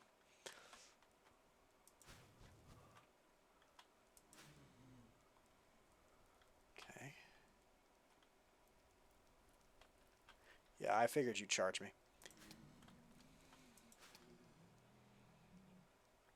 Ice shard is very strong.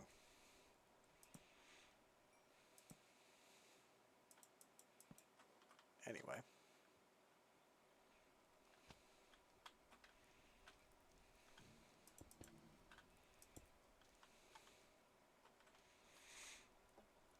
I'll do my best to show you stuff, to instruct you.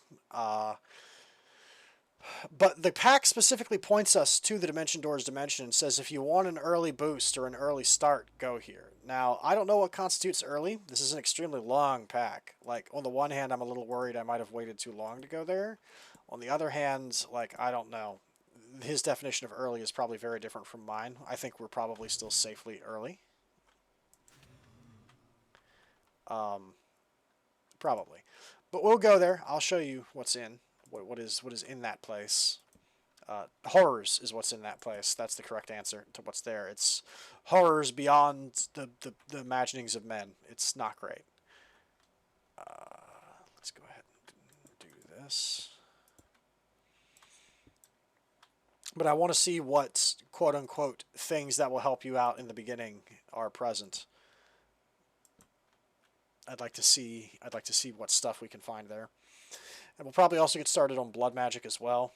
But again, I don't think we'll be doing it this episode.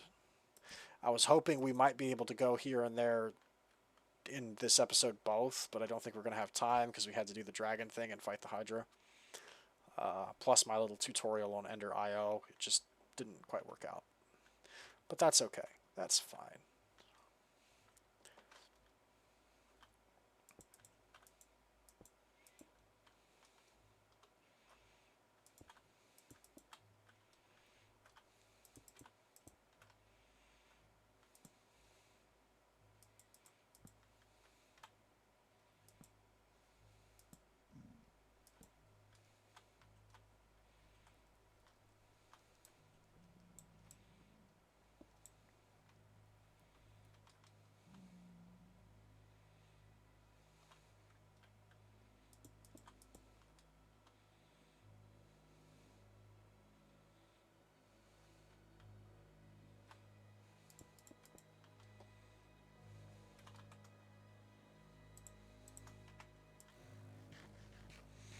One of the benefits of spelunking in hell is free roast chicken.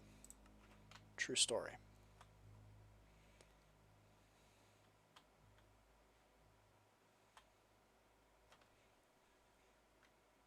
Kind of want to check that out. That might be like a temple or something. I'm not sure what that is. Oh, and before I get too far away, let me mark this as being the intact, the surviving blaze.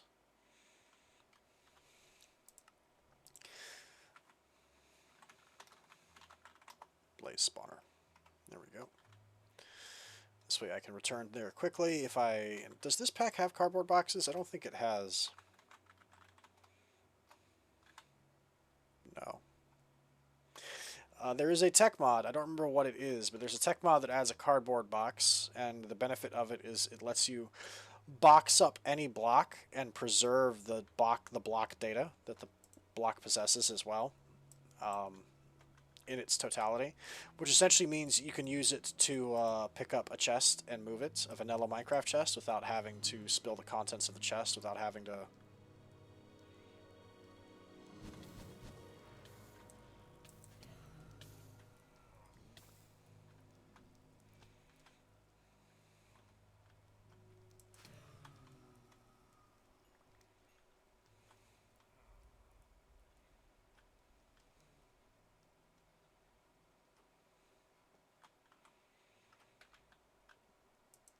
but you can use them to move spawners too, is the point. They can, in fact, pick up and move spawners. They're capable of that, which is pretty cool. It's a pretty neat trick. Go ahead and use that.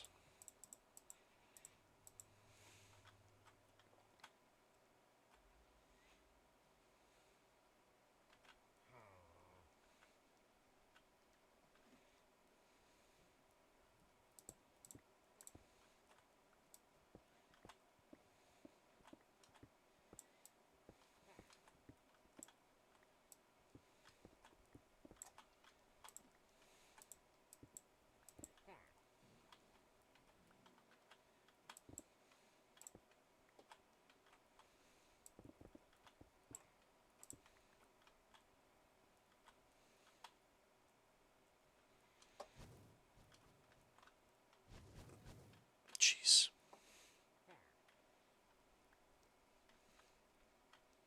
There's a Bafometyr here, and I barely avoided him. I'm not going to pick that fight. That's dangerous. It's fine.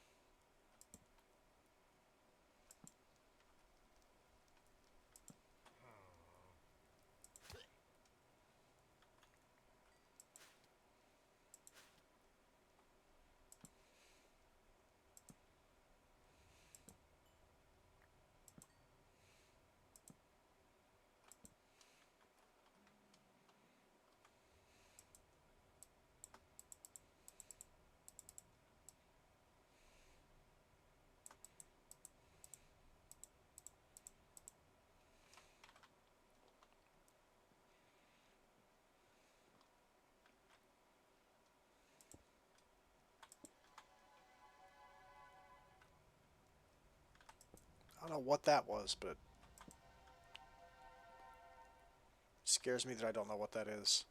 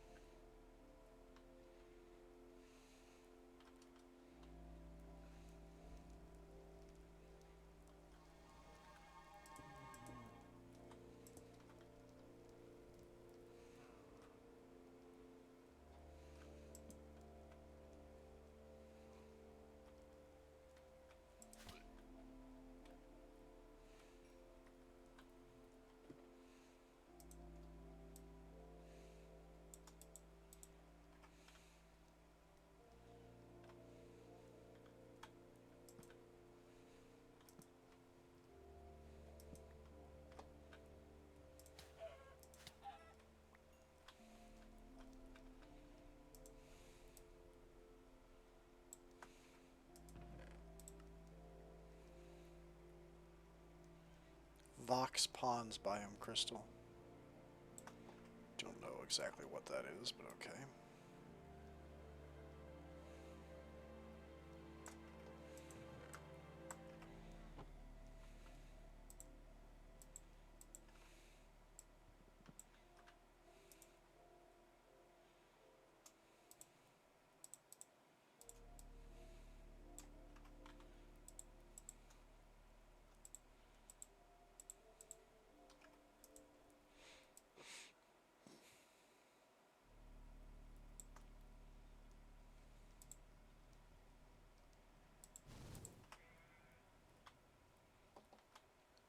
scared the crap out of me.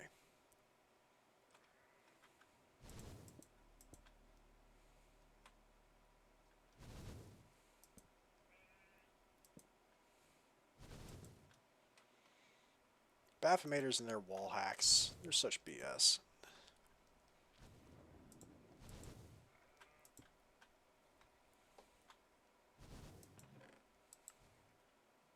Ooh, teleports you to your personal spawn point. A demon heart. That's valuable.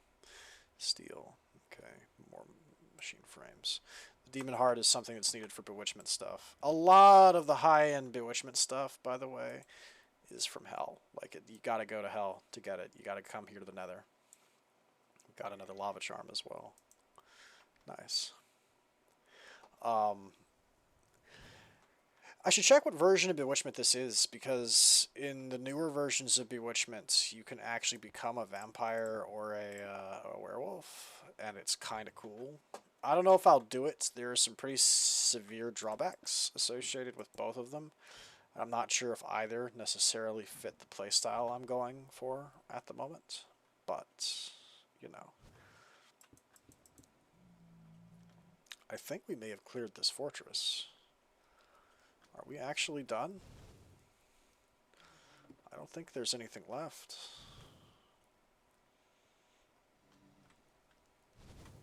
Jeez! That shotgun spray of it. It would still be nonsense if it was one fireball, but I would be willing to accept it. The shotgun spray is what kills me. The fact that he gets to like rapid fire it in a cone, and there's just no dodging it. Like, you can dodge what blazes throw at you, right? Blazes, if you're slick on your feet, you can juke what the blazes throw at you, but not the Bafometyr.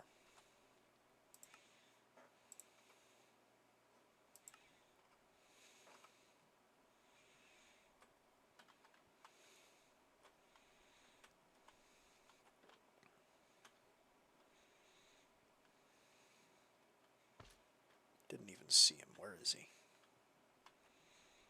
He's gone. Has he already just despawned? Just straight up despawned.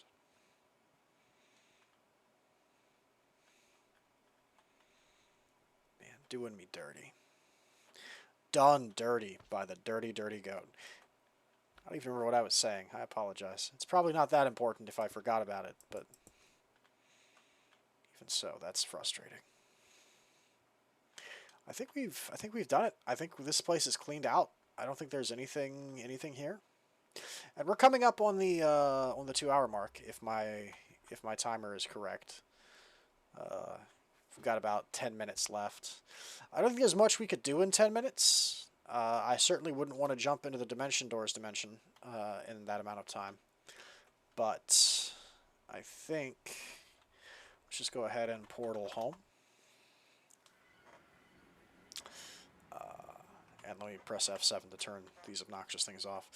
I do have a lot of building to do. I need to expand this other wing down here, the one that I was starting to use the dark oak and the marble, or not marble, but the diorite on, the white stone and dark wood. Because I think this direction, the stuff down here is going to be where I keep all my magic stuff. I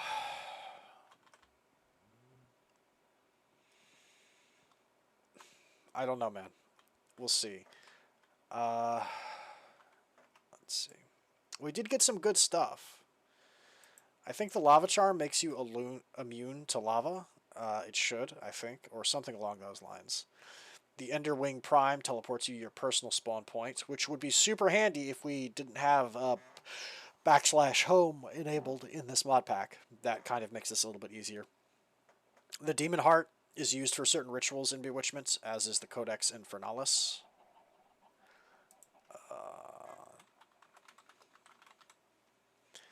Demon Hearts.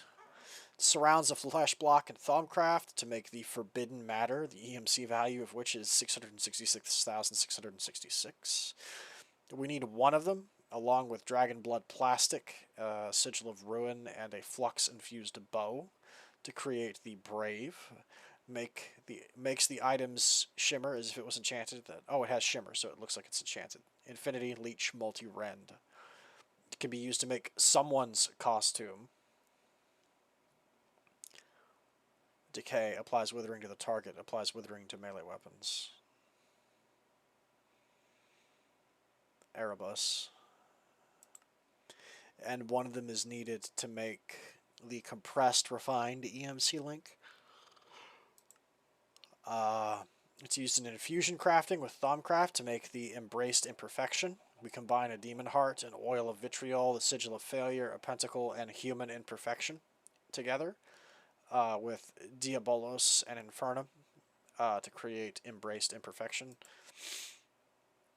It is used to summon Baphomet's Sabbath, which is a ritual. That's what the focal chalk is, bewitchment rituals. You can do rituals. It's used for Baphomet's Sabbath, Leonard's Sabbath, Rite of the Blighted Lands, none of which I particularly care about. It's used to make a Fear Brew. It's used to make Demonic Elixir. It's used in the Ultimate Crafting Table, the Tier 4 one, to create Spadal Pylons. Okay. Not sure what those are even used for. It's used in the Automatic Starlight Altar with a bunch of other things. All of the hearts, actually. It's used with all the hearts. I get it. Red heart, blue heart, green heart, and yellow heart containers. An Eden heart, a Skythern heart, a Demon heart, an Appalachia heart, a Wildwood heart, a Mortem heart, and a Vitalite ingot to make the Eldenari, found in the darkest depths of the darkest abyssal world of darkness. Content tweaker. Okay, so it's used to make that. What do we use demonic elixirs for? A Hellish Bauble. This trinket commands respect from demons and provides some innate resistance to fire and explosions. That's right. I think if you wear this as a trinket, demons aren't immediately aggressive to you, which would mean I think Baphomets wouldn't attack us, or Baphometers, which by itself that might make it worth it to make one of these things. It's used to make a demonic elixir bottle. And it is used to create the Stew of the Grotesque. Okay. And to make the Hellish Bauble, if we wanted to make it... Oh, I'm yawning, excuse me. We would need Demonic Horns, which we have. Diabolical Veins, which we can't make, because I think we need a regular heart to make it. We would also need to set up a Bewitchment Altar and have a spinning wheel to make that.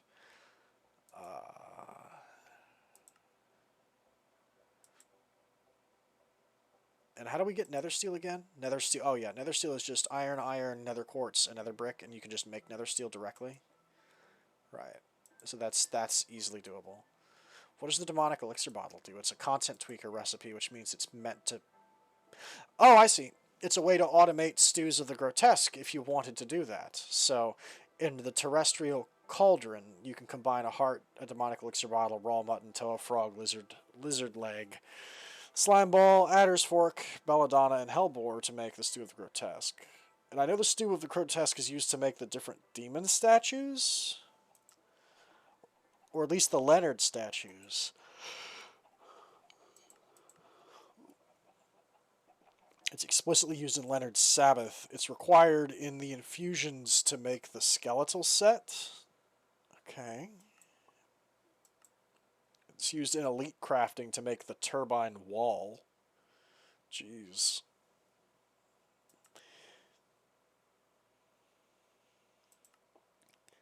It's used in ultimate crafting to make the dimension builder from RF Tools Dimensions. The culinary generator, it makes a huge amount of RF when thrown in the culinary generator. That's not a surprise. The culinary generator from Extra Utilities, what it does is you can throw food in there, and it will it'll turn it into energy, and the amount of energy you get from it is the degree of saturation. Since the Stew of the Grotesque has like a saturation of 20, it's going to give tons, I think, of fuel. Okay, this is a little anticlimactic, but I think raiding the Nether Fortress and seeing me get dunked on 800 times by Baphometers and twice by Blazes might have been worth it. I've got some plans for the down here. I think what I might do is I'm torn as to whether or not I want the wall of storage drawers in this main hall area, but I don't think so. I kind of want to keep this place a little clean, like it's a house, like it's a nice house. The storage drawers stuff might remain down here. Another option I've considered is, and I'm thinking seriously about this, is to have a floor below this one, but instead of going down more stairs here, essentially I'll have offshoots going in each of these directions, right, to different, like, places where I do different types of things.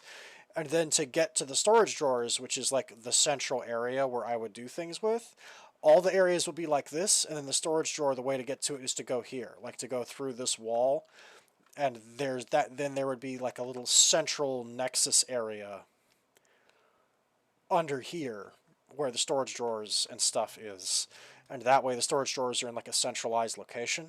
I kind of like that in theory. I kind of like that idea.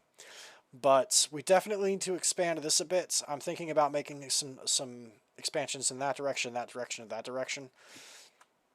Now that we have the basic crafting table, we can also upgrade this and make the advanced crafting table automated with the advanced package crafter, but we're not automating it just yet. But we need this to make a variety of things that we can't make currently. The empower from actually additions is necessary to make certain empowered crystals.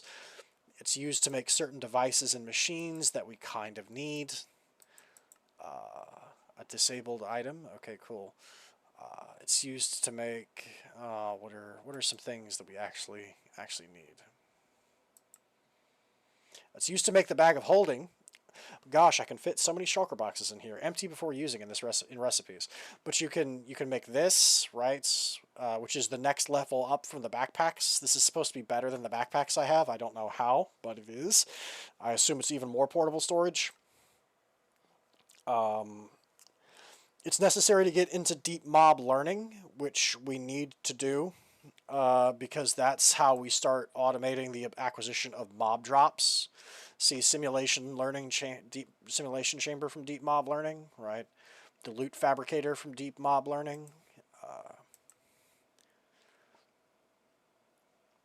Some of the stuff from Ender IO is only craftable through this. So we need to. There's also armor, stellar leggings, stellar boots. This stuff is pretty tough. Stellar alloy, vibranium, and sentient ender. Okay.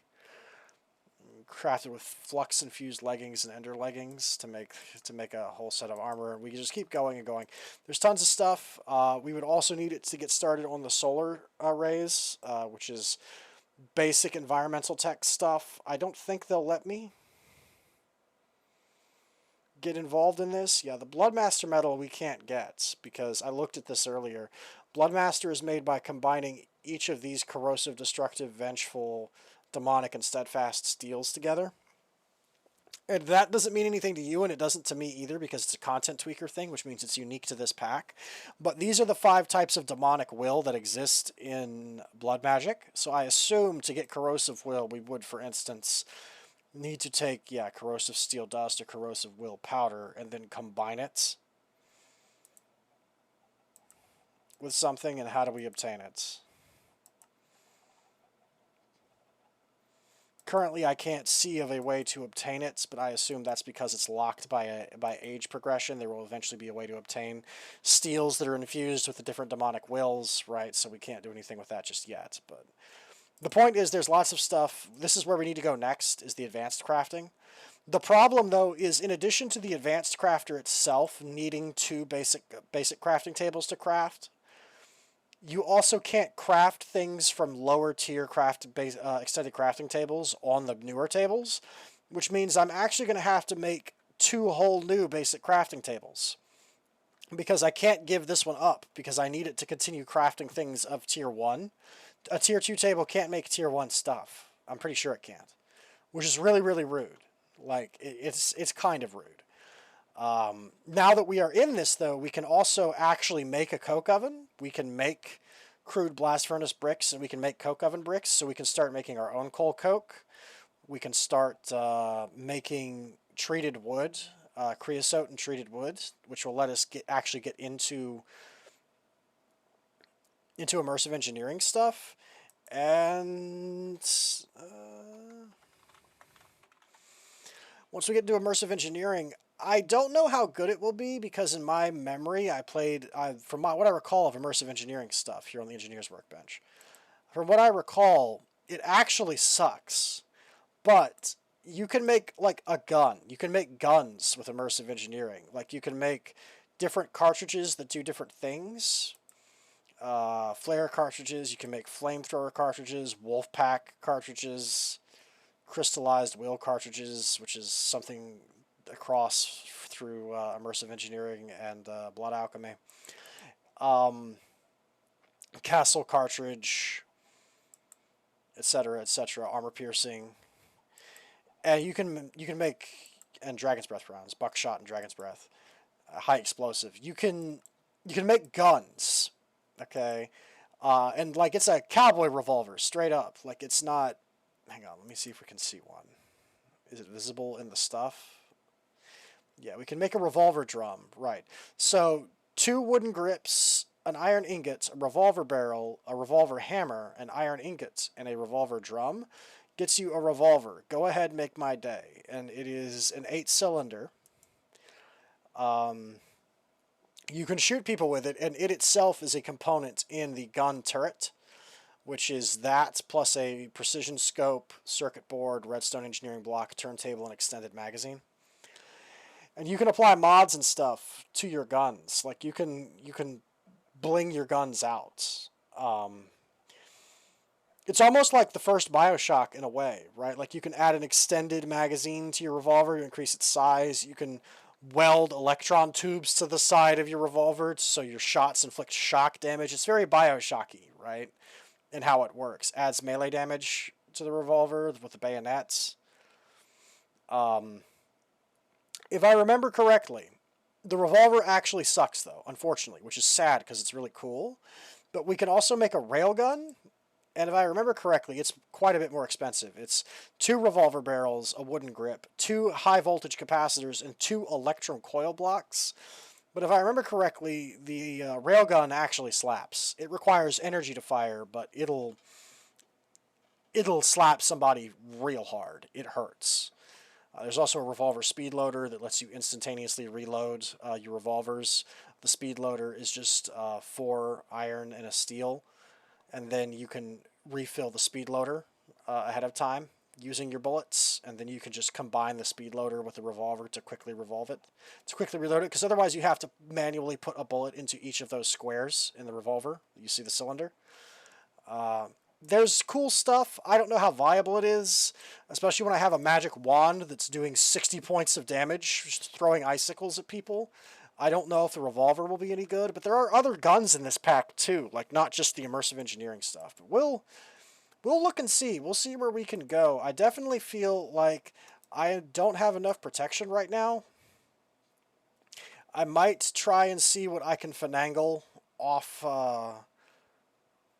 camera, or what I might do is because I'm promising myself I'm going to set up that area for magic too, in addition to having the tech area.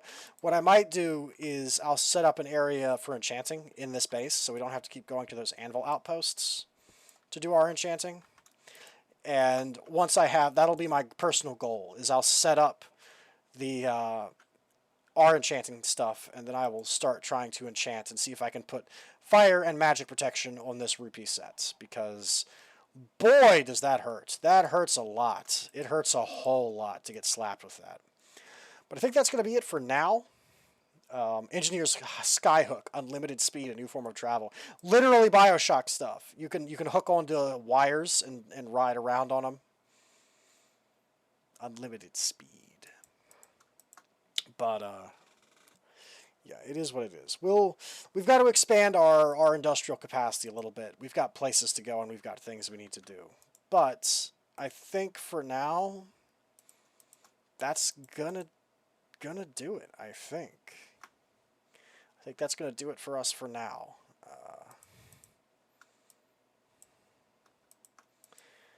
So and I definitely need to improve this power capacity some. There's another way to generate power passively, by the way, which is an immersive engineering. It says so in the book.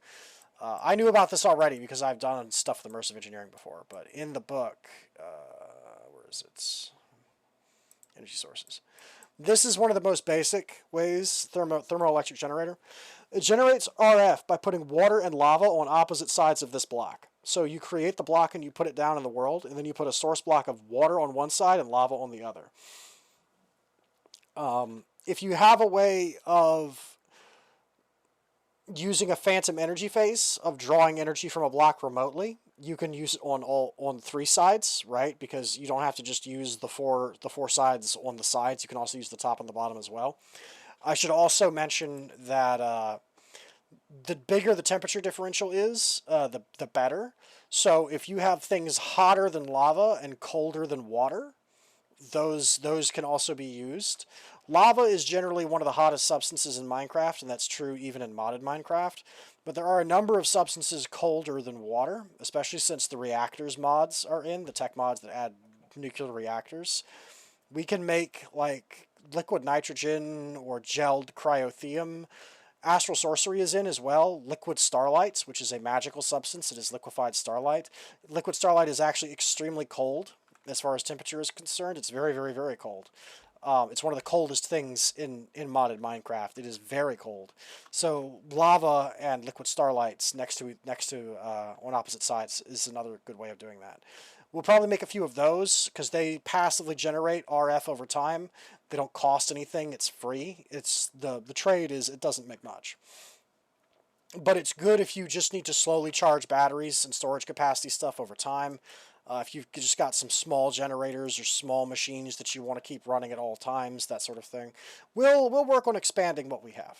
Okay, we'll work on getting some stuff up and operational and cleaning this mess up. I want to make a dedicated area for like the forestry and hatchery stuff and the bees and chickens. Just have like an outdoor area maybe where I've got these guys set up. We'll see.